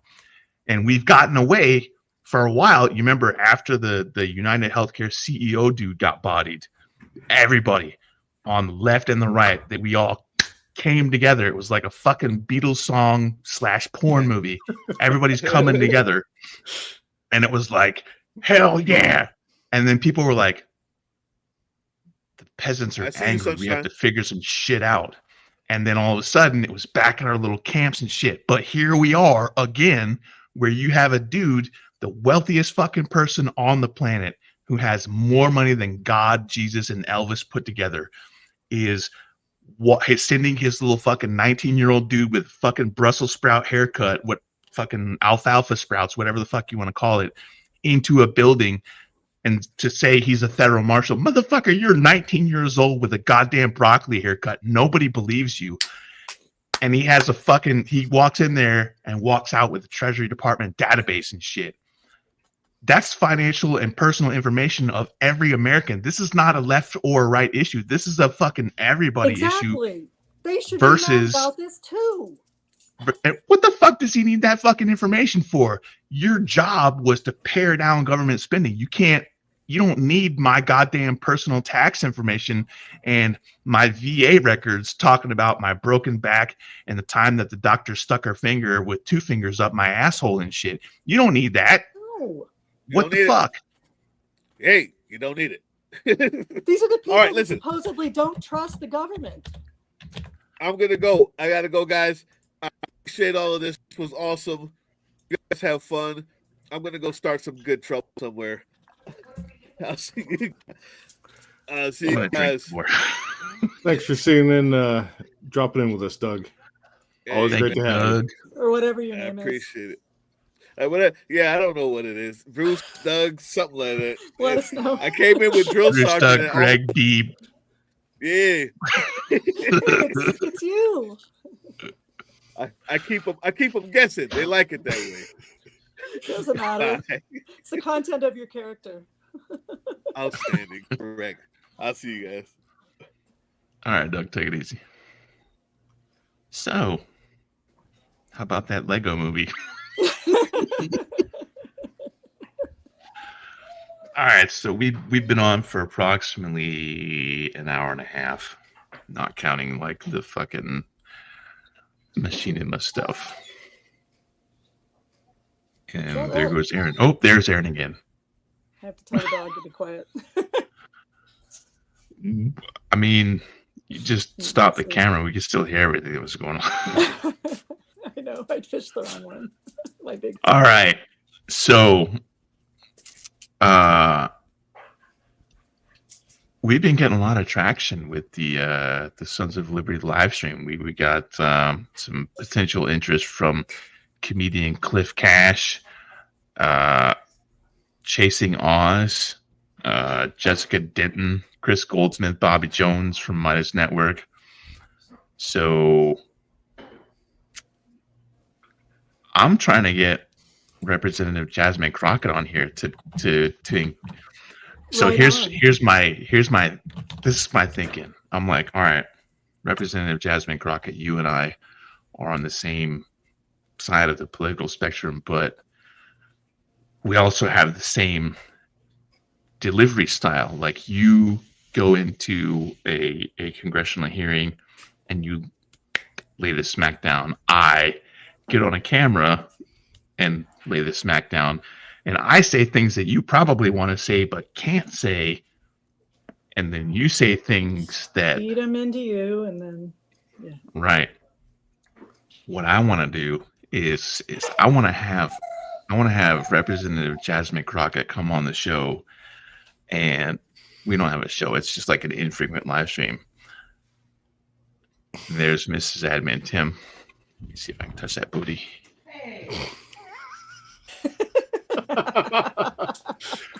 We're very professional here, as you can see. I want to have Representative Jasmine Crockett come on the show and have like not necessarily a rap battle.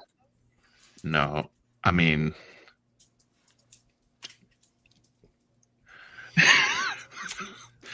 no, like a battle of barbs, like a battle of barbs. Like I'm gonna pretend to be like an old white Republican congressman, and we're just gonna like go, yeah, foreplay. I mean, role play. And now it's ruined. I'd be like, all right, so somebody else is gonna be like, all right, so like Aaron, Admin Elo, you're the person who's like the host, the MC. You're gonna be like, okay, the topic is macaroni and cheese, and then I'll be like, well, the macaroni and cheese has to be, and then she's gonna be like, no, you got the bad bitch body or whatever. I don't know, something like that. That's what I want to do, is like have us going back and forth between each other and like see who can like do the best. I would lose, but I would lose so hard. It would be so great. That's what I want to do. Yes, sir. That's my dream. I wish anyway. she was my rep and I could have that as like leverage, but she's not. Mine is Henry Cuellar. I don't know what that is. For what? Menendez type stuff. He was hiding gold bars Corruption from a foreign type government stuff. into Getting paid type stuff. Yeah. So that's a Democrat. I would love to hide a gold bar in my butthole. Wait, did I say that out loud? His trial has been delayed by a month, apparently. So wait, you have a congressional rep who smuggled a gold bar up his butthole, and not that type of stuff. He got paid somehow. Somebody, I think in Mexico, something got some kind of. I got paid in Mexico. That was for the donkey show, boss. So? I don't believe it was paid in gold. I believe it was tequila shots. It was paid in pesos and cigarettes. Well, I believe that's currently what the OnlyFans site brings in, so that tracks. The OnlyFans doesn't bring in shit. I occasionally post like Confederate videos and shit, which get taken down. They're like, you can't make fun of people. And I'm like, yes, I can. I'm a historical figure. This is satire. That place is so. All right, so here's the deal. So like, I created the OnlyFans as a gag. I was like, I'm only gonna host the Confederate Heritage Month videos on OnlyFans, and in order to get an OnlyFans account, you have to like. This process is so convoluted and it doesn't make any sense whatsoever. You have to like take pictures of yourself holding your ID card, and it has to be like you can't. So like you know how. Let's see. Today's newspaper. If you hold it like this, Proof of life video. you see how like my fingers are covering the top here. They're like you're concealing part of the ID. Well, no shit, because I'm holding it in my hand. So what ultimately I had to do was I had to like hold my hand like this, and then I had to take my driver's license and I applied a piece of painter's tape to the back of it and glued it to my hand. Hot glue. And held it up and took a picture of myself on my webcam. And they're like, the lighting's not good. And I'm like, I'm literally standing facing east as the sun comes up at 9 a.m. with the sun right in my face. Like you could, like I'm standing there like this. Because the sun is like right in my eyes. And I got that thing, like you can see like a little piece of blue tape at the top, the painter's tape. And my hand is like flat. And you're like, oh, you're concealing part of the ID. And I'm like, no, I'm not. That's the shadow of my knuckles. Whatever this part of the reverse side of my knuckles is. And finally, after like 30 emails, they're like, okay, you're approved. You have to post a picture now. So like the first picture that I posted was this meme from like guys imitating girls on Instagram. It's not even me, but it's somebody who looks exactly like me. And he's like wearing this little bikini bottom and he's got his towel on his head and it looks exactly like me. So people are like, oh, Admin Tim. I'm like, that's not really me. And like, that's totally you. And I'm like, no, it's not. Like, yes, it is. I'm like, no, it's not. And I'm like, he has a tattoo on his back. I don't have a tattoo on my back. That is the process to get verified on OnlyFans just so I can post Confederate Heritage Month videos. And occasionally send via DMs. How are we still there? I don't know. Because I'm on the live stream, you know. I'm gonna cut this off at some point.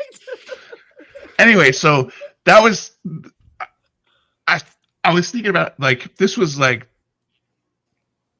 2018, 2019, maybe 2020, I don't know exactly. And I was like, no other political page has an OnlyFans.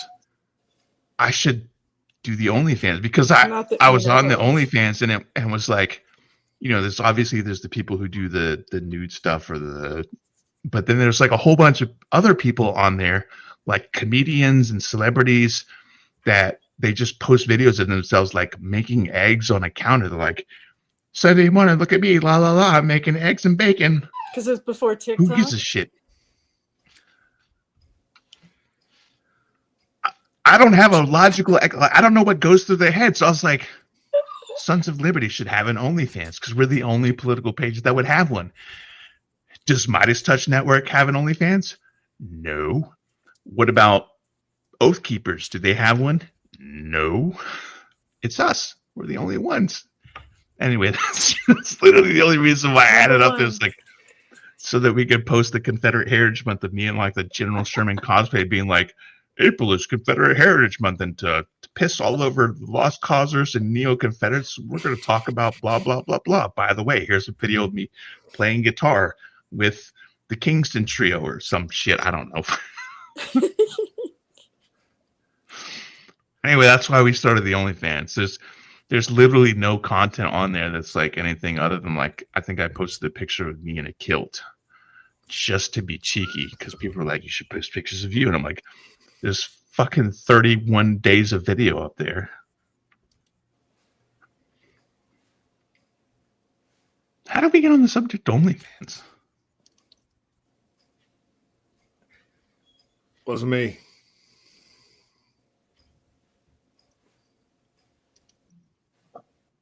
Don't remember. I'm getting a bunch of DMs from angry people. What's new? Yeah, really. You talked about walking up to the fat guy at the building and walking through it. That's endorsing violence. No, it's not. Are we Let's back just to girls- everything is My violence? pearl again? necklace.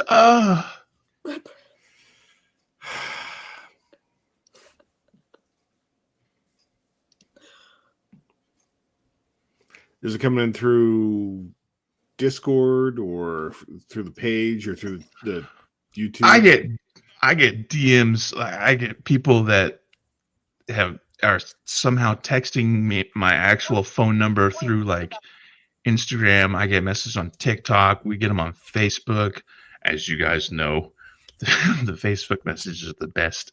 The guys that are like, you should change your picture because you're the sons of communism. That was the best that you brought. That was your A game. No wonder you fucking suck, you mediocre. The thing about bitch. how there's women, and so we shouldn't call it Sons of Liberty. Is like, Yeah, I was reading that one today. Like, really? You can't be Sons of Liberty when you have women unless they're transgender, you fucking weirdos. I can be whatever I want. but it's women. But yeah, but the original group was what it was called, and that's what. You can't have women in the clubhouse. You know what? I feel like Now so we're obviously I'm not 700 years old and I wasn't there in 1760. And they didn't let Whatever. women in then, So you're like we can't 650? have But- be called that. So here's the thing. All right, so Boston Tea Party was, let me Google this before I get the date wrong. Boston Tea Party. All right, so 1773, not 1776, Ah, I was 1773. All right, so 1773.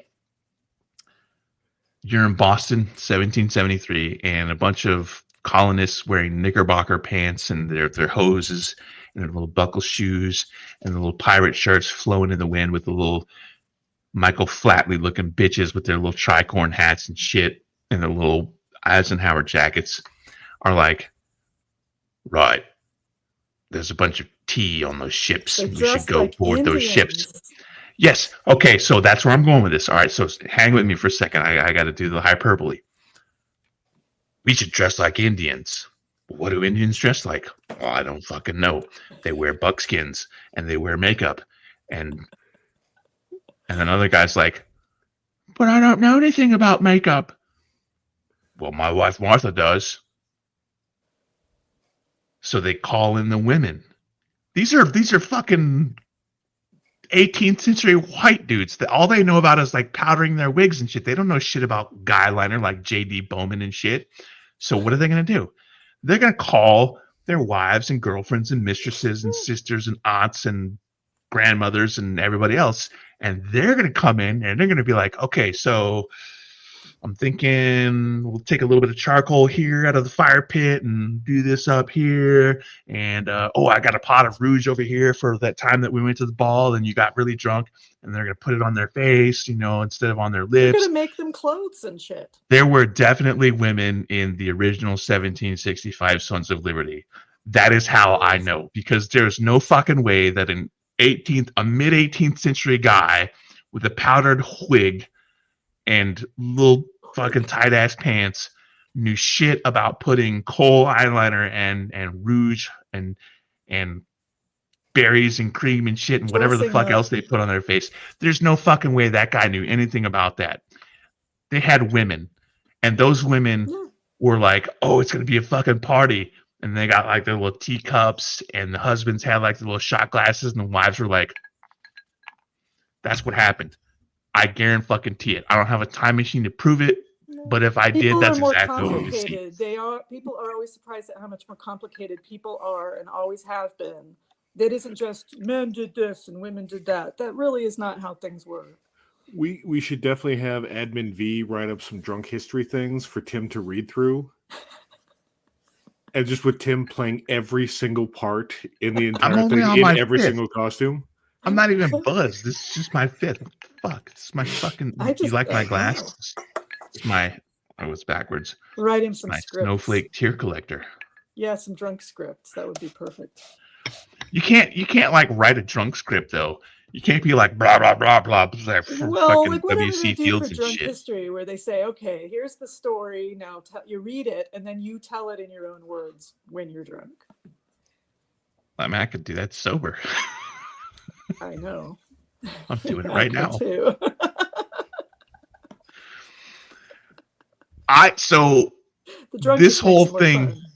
This whole thing blew up in like late June was the very first video that we did, or that I did, the Angry Veteran Rants and Truck, where I was like deliberately making clickbait titles where I'm like Angry Veteran Rants and Truck about Tim Walz or whatever.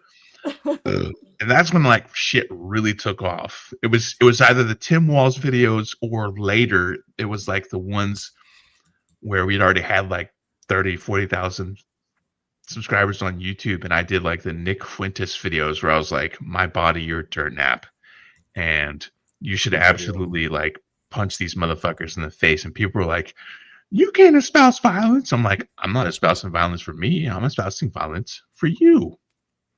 It's just an idea. That was when shit like really took off. So these guys that have been here since at least June of 2024, they have no idea what's coming in April. They literally don't. It's true. And I'm like, you're gonna make some new ones, right? So I shot those videos in like 2023, and I only did like 20 because shooting that many videos in a day, like I'm literally standing in my house wearing a fucking full wool uniform with a hat with these stupid lights, and these lights are hot. Like they're LED lights, but they put out a good amount of temperature. So I'm standing in this tiny room with a green screen behind me, and I'm like, these videos are easily like 15-20 minutes long because I don't do shit half-assed. So I'm like, all right, if I'm going to talk about John Belford Beaumont Barrington III or whatever, I'm going to talk about the whole ass thing. And in the process, I'm going to, every single chance that I get, I'm going to be like, so he goes down to the place to do the thing, and there were a bunch of traitor Confederates who were fucking their horses.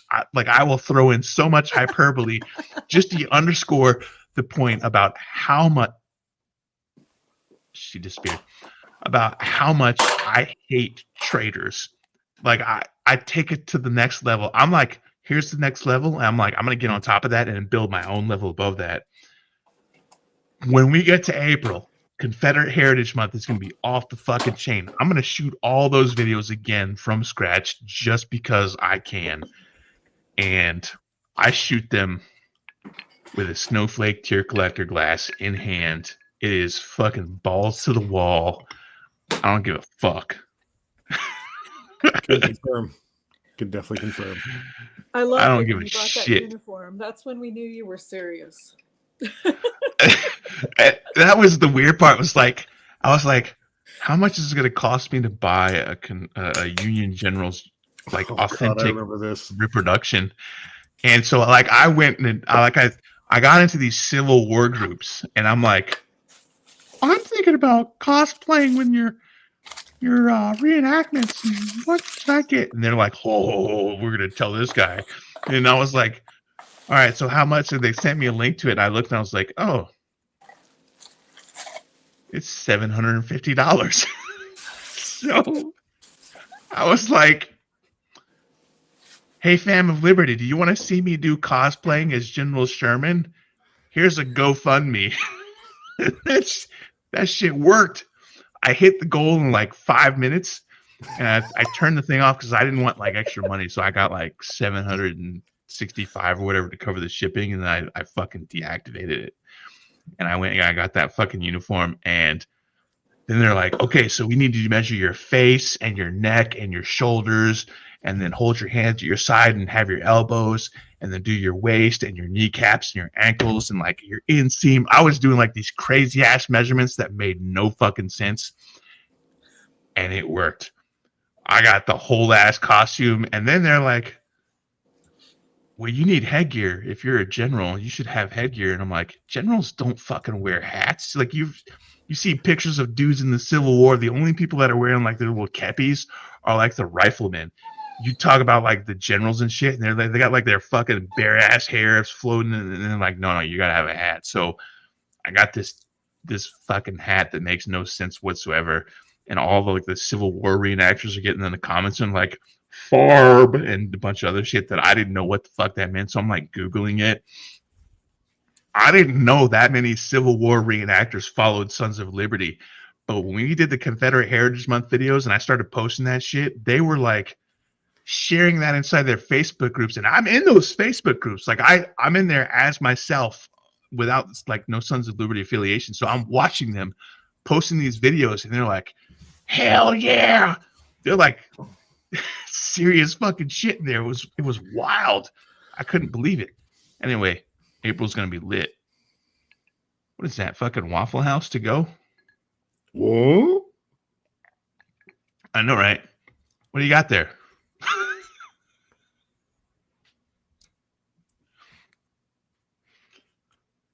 It's got a dog. She's got her mic off. The dog is trying to get. I feel that. That's like a whole vibe. I'll be at my desk at work having my lunch, and Mikey just gets right up in there and he's like, "What do you got here?" Yeah. What do you got? The dog used, when the kids were locked down and did school from home, the dog would sit up next to them, like right next to them on Zoom with school. He's in it too. He's there to learn. Mm-hmm. Reasonable. Dude, generals who are something. So, all right. So the point behind Confederate Heritage Month is, all right, so Confederate Heritage Month is a real thing. This has been, I don't know how long it's been going on, for like 20 or 30 years, but it is a legitimate part of Southern culture. Every April, I don't know why, but they chose April to be Confederate Heritage Month, which that's when they gave up, was in April. They started the war in April and they lost the war in April. It's fucking bizarre. Yeah. But I mean, April starts off with April Fool's Day, right? So just make it last the whole month. So there's a real these angry white guys were like, we got to have our own history month, so we're going to have Confederate Heritage Month. And I only realized that this was a thing in like 2016. I'm cruising Facebook and all of a sudden I see this Sons of Confederate Veterans thing and I'm like, how the fuck is this here? And I look and it's like, April is Confederate Heritage Month, so we're going to celebrate George P. Stevens of the 34th Mississippi Infantry, and I'm like, this is a real fucking thing. Why are we celebrating this? You lost. What are you celebrating losing for? So I decided, being the great-great-grandson of George Alfred Trinum, Secretary of the Confederacy's Treasury, that I was going to celebrate Confederate Heritage Month, but I was going to celebrate all of the people from the South who remained loyal to the United States. And when I started doing that, oh my God, our comments, like there were like for every dozen people that were like, hell yeah, fuck these traitors, there were like 24 angry people from like Sons of Confederate Veterans posts, because you know me, I'm gonna use their fucking hashtags. So I'm like typing like hashtags Sons of Confederate Veterans and SCV and shit like that. And they got in our comments and they were mad. They were like cursing me out and like, they're like, I'm going to find you and I'm going to kick your ass. And I'm going to stick this sword up your butthole. And I'm like, don't threaten me with a good time, motherfucker.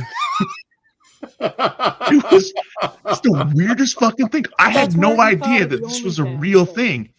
And when I started fucking with, when I'm like poking the bear and shit, they were like, no, you can't do that. So I'm like, yes, I can. It's incredible, those people. And then it started off, I was like, I found like 30 or 40 people. So like every day I had a post. And then the more that I dug into this, I was like, there are so many Southern Unionists. Those are the people, that's what they call them, as the Southern Unionists, the people who were born in the South but stayed loyal to the United States. And one of them was like Robert E. Lee's cousin and shit. Not surprised. And there were like these Native American guys and for like Virginia and whatnot, and just like random people who like their whole family was Confederates, and they're like, nah, I'm out. And it was like the one guy, and you read his story and it was like, and he never spoke to his family again. It was some serious shit. Like, these people took this shit seriously. And I was like,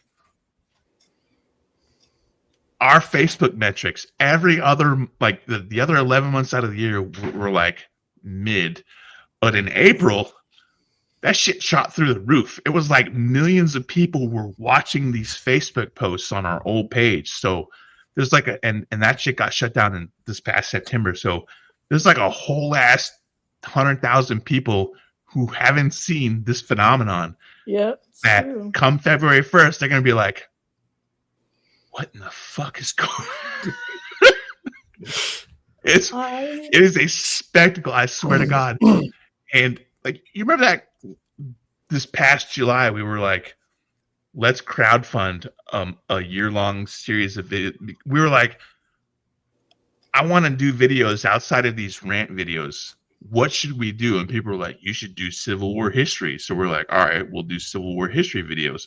And we concocted this grand idea. We're gonna do one video per month, and we're gonna like travel across the former Confederacy. We're gonna, like, in January, I'll go to Tampa and meet with Admin Jin, and we'll do a thing of like a battle in Tampa. And then in February, I'll go out to Texas and hang out with Admin Elo and do a video at like the Battle of the Nueces. And then like in July, I'll go to Philadelphia and link up with Admin Matt. We'll go out to the Gettysburg thing. And then like these guys were like, yeah, you should come out to Oak Springs, Ohio, and we'll do a reenactment. Like, these reenactor guys were like, you should come out and do this. So we did a crowdfunder, and we got like, it was too much, I guess, for that. Like, just not enough. I don't know. Like, they wanted it, but they didn't. They're weren't gonna actually fund it. Yeah.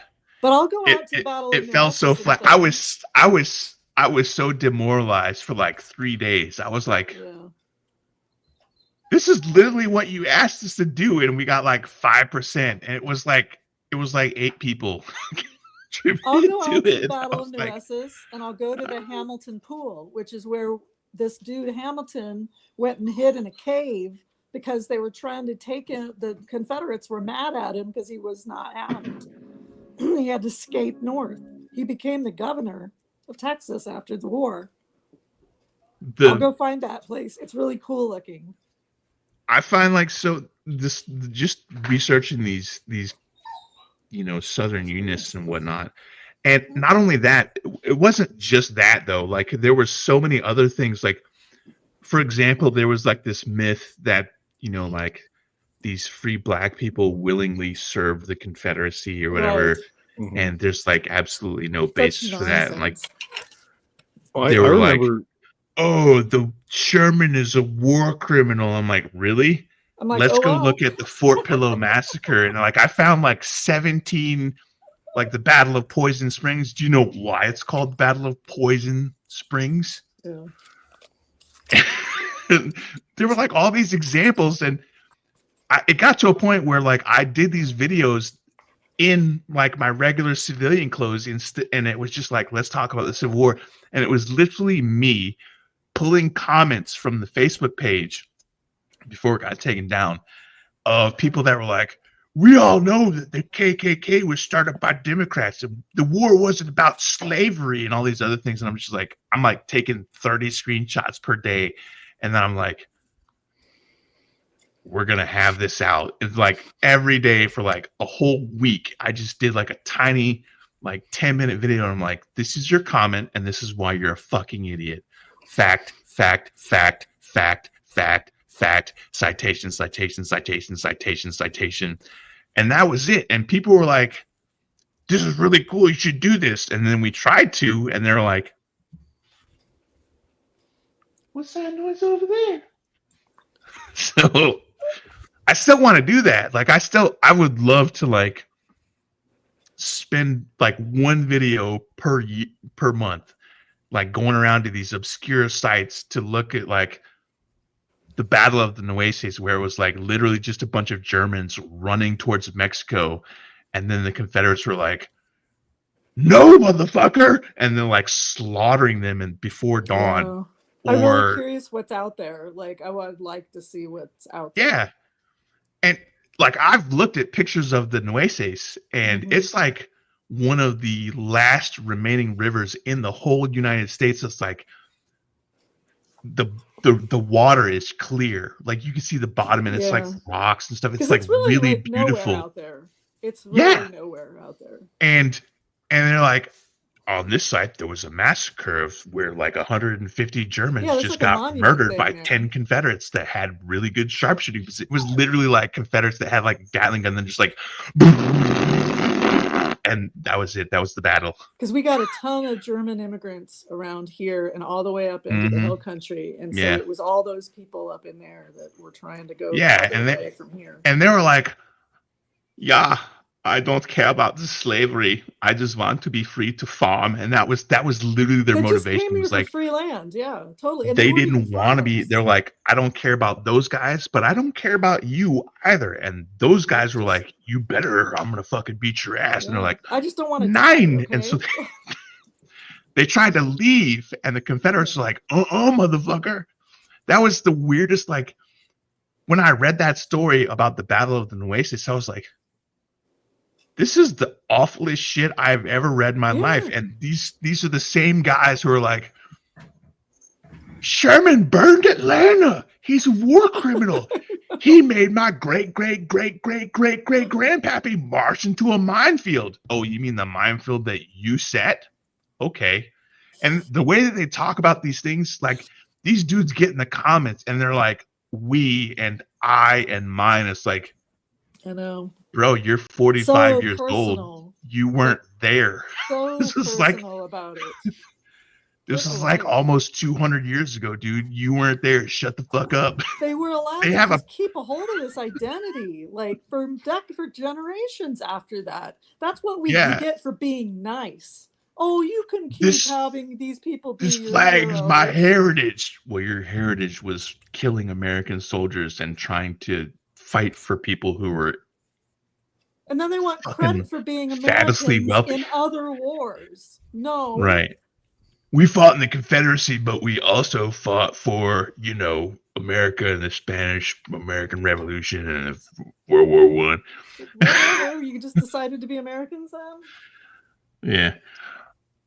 I learned so much during like just the month of April, just doing research. So like I learned about this guy who was a Confederate soldier in 1865 or whatever. He was like 13 or 14 years old, and he lived until World War I. And well, he lived past World War I, but World War I rolls around and he's like 100 years old or whatever. He puts on his Confederate uniform, gets on a horse, and rides to the local army station to enlist. And like, sir, you're too old. And also, you were a traitor.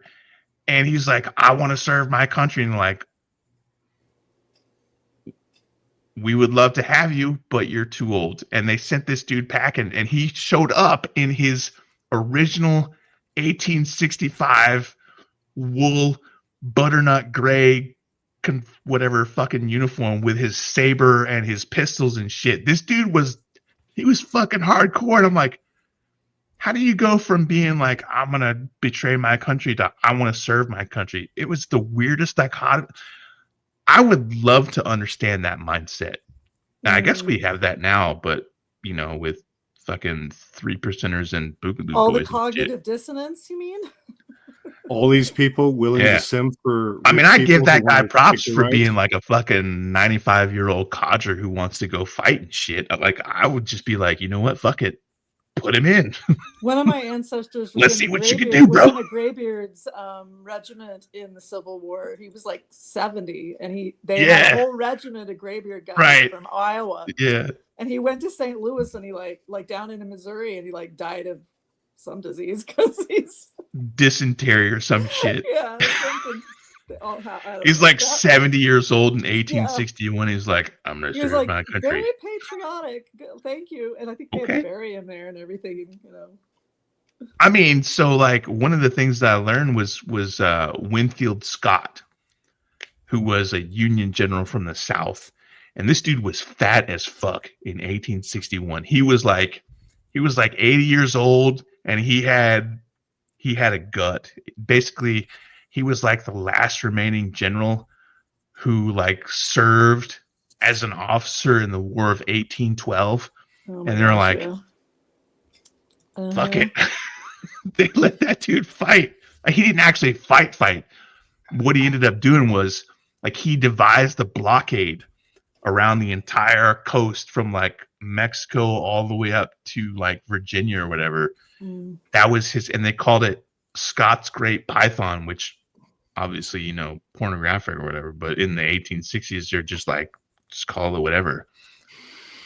That was the kind of stuff that, like, I had no idea. Like, I learned so much stuff just doing research on these things. And like, I learned about like black officers, and people were like, there were no black officers. I was like, oh yes, the fuck there were. There was like Dominic Williams or something, and just like these guys who their original unit was from Louisiana. They were from New Orleans, and they were free blacks and Creole. And so the modern day equivalent is that they were Confederates, basically. But they were Confederates basically in name only, because they fought for the city of New Orleans, and they didn't actually fight. They were basically just like the equivalent of like the state guard, like a home guard. Yeah. But because Confederate law was like, black people of any stature can't own any kind of fire. You can't own or possess a firearm. You can't touch a firearm. You can't even look at a firearm. And these guys had guns. They were free black dudes who lived in New Orleans, and like, we're going to protect the city of New Orleans. And the governor was like, cool story, bro. And then forgot about them. And then the city of New Orleans got attacked by the Union Army, and they're like, oh, wait. There's this guard unit over there of black people. Should we put them in? And they're like, yes, but have them stand guard so we can retreat. And that was the only action that they saw. And then like David Farragut was the commanding officer of that flotilla, and he also was a Southerner. So I had like these 3 or 4 days of overlapping stories. And David Farragut's fleet rolls into New Orleans, and he basically parks all of his ships. There's like 1,000 ships in the little bay, and New Orleans is like, 7 inches above sea level or whatever. So it's below sea level. It is now, and I talked about that. Anyway, so his fleet rolls up, and he gets out of the ships. He sends all these dudes ashore, and there's this whole ass fucking regiment of black guys wearing these fancy uniforms, and are like, we're the 1st Louisiana Native Guard, and we surrender. And he was like, cool. And then like a week later, he grabs all those dudes and was like, how many of you guys want to fight for the Union? And they're all like, I do. So they went from being like a city militia Confederates that never fought at all whatsoever, and they weren't part of the Confederate Army. They were literally just basically like city cops or whatever. Right. And they turned around and became like one of the first black units to fight for the Union, for the Civil War. And all these guys that were in that unit they were like officers they were like volunteer officers, but they were still officers. And they formed the basis for the U.S. colored troops, which became the Buffalo Soldiers, which then, obviously later integrated into the thing. Yeah. So like between Black History Month and this Confederate Heritage Month, like just doing the research for these things was wild. Like I studied various historical subjects and whatnot. But this was so fucking cool, learning about all these things that you wouldn't otherwise know about. And then like there are these books about the subjects, and then you're doing the deep Wikipedia reading entries and things. And it it's was totally so true. crazy. Everybody's more complicated. Humans have always been more complicated than you think. Like, but the black folks choosing to fight for the Confederacy that did not happen. That was not a thing. Yeah. Lots of things that was unexpected, but that was not one of them. And you had that one dude deep in your comments who was just absolutely set that had to have happened. He knew and he'd read this book. And he wanted to cite that book to you. And I was like, it's a book. I was like, bro, what books did you read? Because I don't think you can read based on your type. I was like, I was being a fucking snob. So that they would have something to point to. He cited this book, and I literally have a physical copy of the book. I don't have it right here because it's in a box, but he cites this book. It was called The Search for Black Confederates by Kevin Levin. And the reason that I remember that dude's name is because Kevin Levin. It's like 7-Eleven. Kevin Levin. But also, like, I reached out to Kevin Levin when I was doing research for this film that I was writing. And I was like, hey, what do you think about, obviously we know that the 1st Louisiana Native Guard was an actual historical thing. And he was like, they were kind of like the state equivalent of the National Guard, but like they were like a state militia, so they don't really count because they weren't actually Confederates. Right. They weren't. And I was like, okay, fair. So, they're a state militia for a Confederate state. And he was like, but New Orleans, and the way that he explained it, I was like, it made sense. Like he was like, New Orleans was kind of like a city state. You had basically, it was like Paris and then the rest of France. It's like its own thing, and Paris hates the rest of France, and the rest of France hates Paris because they're snobs or whatever. It was kind of the same thing with New Orleans. Reasonable. But the way that he explained it made sense to me. So I had this guy's book because I was keenly interested in knowing about whether or not there were actual Black Confederates because I was doing this film script or whatever. And I had this guy's book. Like I went out and bought a physical copy, and so the guy in the comment section was like, I read the book, Search for Confederates, Black Confederates, and it clearly states. And I'm like, I uploaded a picture. Like I'm holding the book. It's like, this book? Yeah. I'm like, here's the book. I got it. It doesn't say that, you fucking idiot. I can read. it was the weirdest shit. The weirdest fucking people come out of the comments during this Confederate Heritage Month because they desperate. And 9 times out of 10, if you go to their page and like if you look at their photographs and shit, it's them wearing their Confederate uniforms at like reenactments. And like I have been part of reenactment Facebook groups for like the past 5 or 6 years because I keep hoping to go to one and film stuff for any film purposes and whatnot. Like Black Klansmen? So like I if you look at the beginning of the live stream that we do, I do like play some of the footage, and I did this Western about Civil War veterans, and one of the characters in that movie is a guy who I was like, this guy's going to be in the 1st Louisiana Native Guard, and he's wearing like a Union officer's cap and like a Confederate hat and whatnot, just because that I thought that was funny, but I wanted to have some factual basis and whatnot. So like I was doing all this research, and I linked up with Kevin Levin and was talking to him about it, and then I was doing these Confederate Heritage Month posts at the same time. So like I had this historical vibe going on, and just I wanted to get these like so as a veteran, one of the first things I had as like a symptom of PTSD was nightmares. Like as a veteran of Iraq and Afghanistan, like I'm home, I'm safe, but I'm sleeping in my bed and having nightmares about weird shit, like the Humvee's on fire and I'm trying to get out of it, and then I wake up and I'm like throwing the blankets off and shit, or like I'm other stuff that I don't want to talk about. Anyway, so like I had these nightmares, and I'm like, what did veterans of the Civil War, like, what did they do? Because this was the Victorian era. Like, these were manly men even though they had like dainty mustaches with wax and shit, and they're very GQ, very, you know. But these guys, they didn't talk about their emotions at all. They didn't have any. They were like, I'm a man. I don't have emotions. I want steak and I want to fuck. And that was it.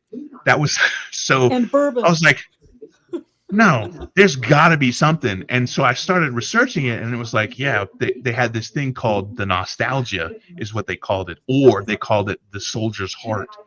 And that was what they referred to as PTSD. And I'm like, this was an era where, like, you want to talk about toxic masculinity. These dudes literally had hi, kitty, like literally built a society around the fact of this stoic guy who had zero emotions whatsoever, and he had like 17 kids or whatever. I'm like, how did that dude raise 17 fucking kids, and what did they turn out like?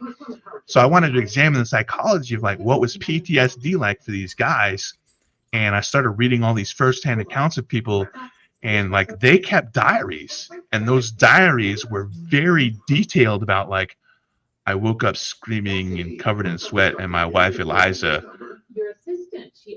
made me some tea and like wrapped my head in a cool compress or whatever. And I was like, these guys had issues. They just didn't talk about it. And then I read about like the reunions, like the Iron Brigade, which was this bunch of guys from, I think, Wisconsin primarily. And they fought for the Union side, and they were in like some of the most vicious fight. Like they literally marched into a cornfield where on all three sides were like these Confederate cannons that had shot, like grape shot, and they just fuck it. They shredded these guys, and these guys came out on the other side and then like beat the shit out of somebody. I was like, God damn, that's fucking awesome. But at their reunion, they talk to each other about these things. They're like, do you remember that time when we were marching back to Wisconsin after the war was over, and so-and-so was on fire guard and he farted and everybody else woke up and they're like, oh, we're under attack. They talked about this stuff with each other, but they did it in certain terms. Right. And I was like, this is historical shit that nobody fucking talks about, and I wanted that in my movie to make it more authentic, and that's how I got on the subject of fucking weird shit.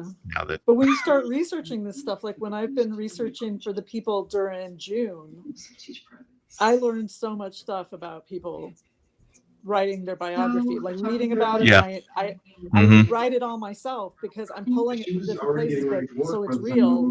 Really finding out about those people is really interesting. Okay. So what stuff I didn't know. Yeah. Yeah, the Pride Month posts are also great because like we'll go in there and it just researching any kind of like non-straight cishet whatever history, and that by itself has some cool stuff too, but it really puts things into perspective to look at these DEI whatever initiatives, like, you know, like Gay Pride and Black History Month and even Confederate Heritage Month, which, you know, like I made that Blue Sky post today, like Confederates for the first changing the base names or whatever, just being fucking stupid. But like one of the things that I love about the Sons of Liberty, it's not the agitating people or the galvanizing the left to be, you know, to reclaim the symbology and whatnot. The things that I have learned and that I have watched you guys learn, and the things that you have taught me when you do the research and whatnot, like the admins, the original page admins who are now like the social media admins or whatever, that stuff is so fucking cool. Like I have learned so much just doing the stuff that we've done over the past 9 years that I can't even. We could write like a whole ass encyclopedia with the stuff that we like Asian American Heritage Month and Native American Heritage Month and Pride Month and Black History Month and like I've got all the Pride posts. Scandinavia. I can update Pride posts. Luckily, I saved that all in my Gmail. Yeah, like I have a whole folder that's called like the 12 months of the year or whatever, and then like inside of the individual photos, so I got like 01 January. So like stuff that happens in January, we put that up, and then we like Black History Month is in February. But also there are a couple of other things that happened in February that we post about, like I think it's the anniversary of like Executive Order 66 or whatever, which I know sounds like ominous Star Wars shit, but that was the Japanese internment thing. Or the Columbine explosion. Like, so like every month out of the year, I've got these saved things, and I just keep adding to them. So like Black History Month, for example, I've got like 13 posts per day that I can make. And then, you know, Confederate Heritage Month, there were only so many Southern Unionists that were of note, so I'm eventually going to run out of steam. But like Pride Month, and a lot of these things cross post from each other. So like Black History Month, for example, I learned about so Confederate Heritage Month, there were these Southern girls, the Grimke sisters, because I was talking about South Carolina history, and they were South Carolinian abolitionists, but their father was a slave owner, and he had illegitimate interracial children, and one of them ended up being a famous poet with the same last name, but she was gay. So I was like, that goes between Black Heritage Month, but I know. also I find like that a lot during June. Pride Month. Yeah, there's African American. There'll be African American women. And they can go across. I mean, we could fill up the entire year. Obviously, every day we could post about somebody new that, or some event. So, let's see. All right, so February is Black History Month, and then April is Confederate Heritage Month, and then right after that is Asian American Heritage Month, and right after that is Pride Month, for example. So like, there's just all these things that we have done as a social media team that just kind of people like really resonated with. And then like I got to Native American Heritage Month in November, and you know, we're covering things from like, you know, obviously, you know, the big, hi kitty, look at those eyes. Do you know, like you do the Pocahontas and Squanto and, you know, stuff like that. And then you get into like these, you know, like the Native American code talkers and Deb Harland, the the congressman who like became the first Native American cabinet member, and then like a vice president who was actually Native American, and then the band Redbone that did the "Come and Get Your Love" thing. Like those dudes. Like, I never even thought about it. I knew what that song was. So much cool shit. It's awesome. Yeah. Yeah. You're a dad now, okay? And dads have to be. All right, it's like 9:16, so we're over here talking about shit that everybody's like, could you guys just shut up? I don't want to miss anything. So we'll go ahead and call this stream. It's been, you know, 2 hours at this point. Had a good over run. 2 hours. Had a good run. All right. Thanks for tuning in, everybody. Cheers. We'll catch you guys upcoming live streams. So we've got potential interest from comedian Cliff Cash, who is politically active, Jessica Denson, Chris Goldsmith, and Bobby Jones, also from the Meidas Network. Have Ken Harbaugh on the show again, and Chasing Oz. I don't know if you guys know who Chasing Oz is.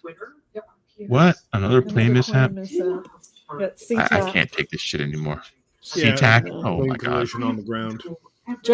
Japan Airlines.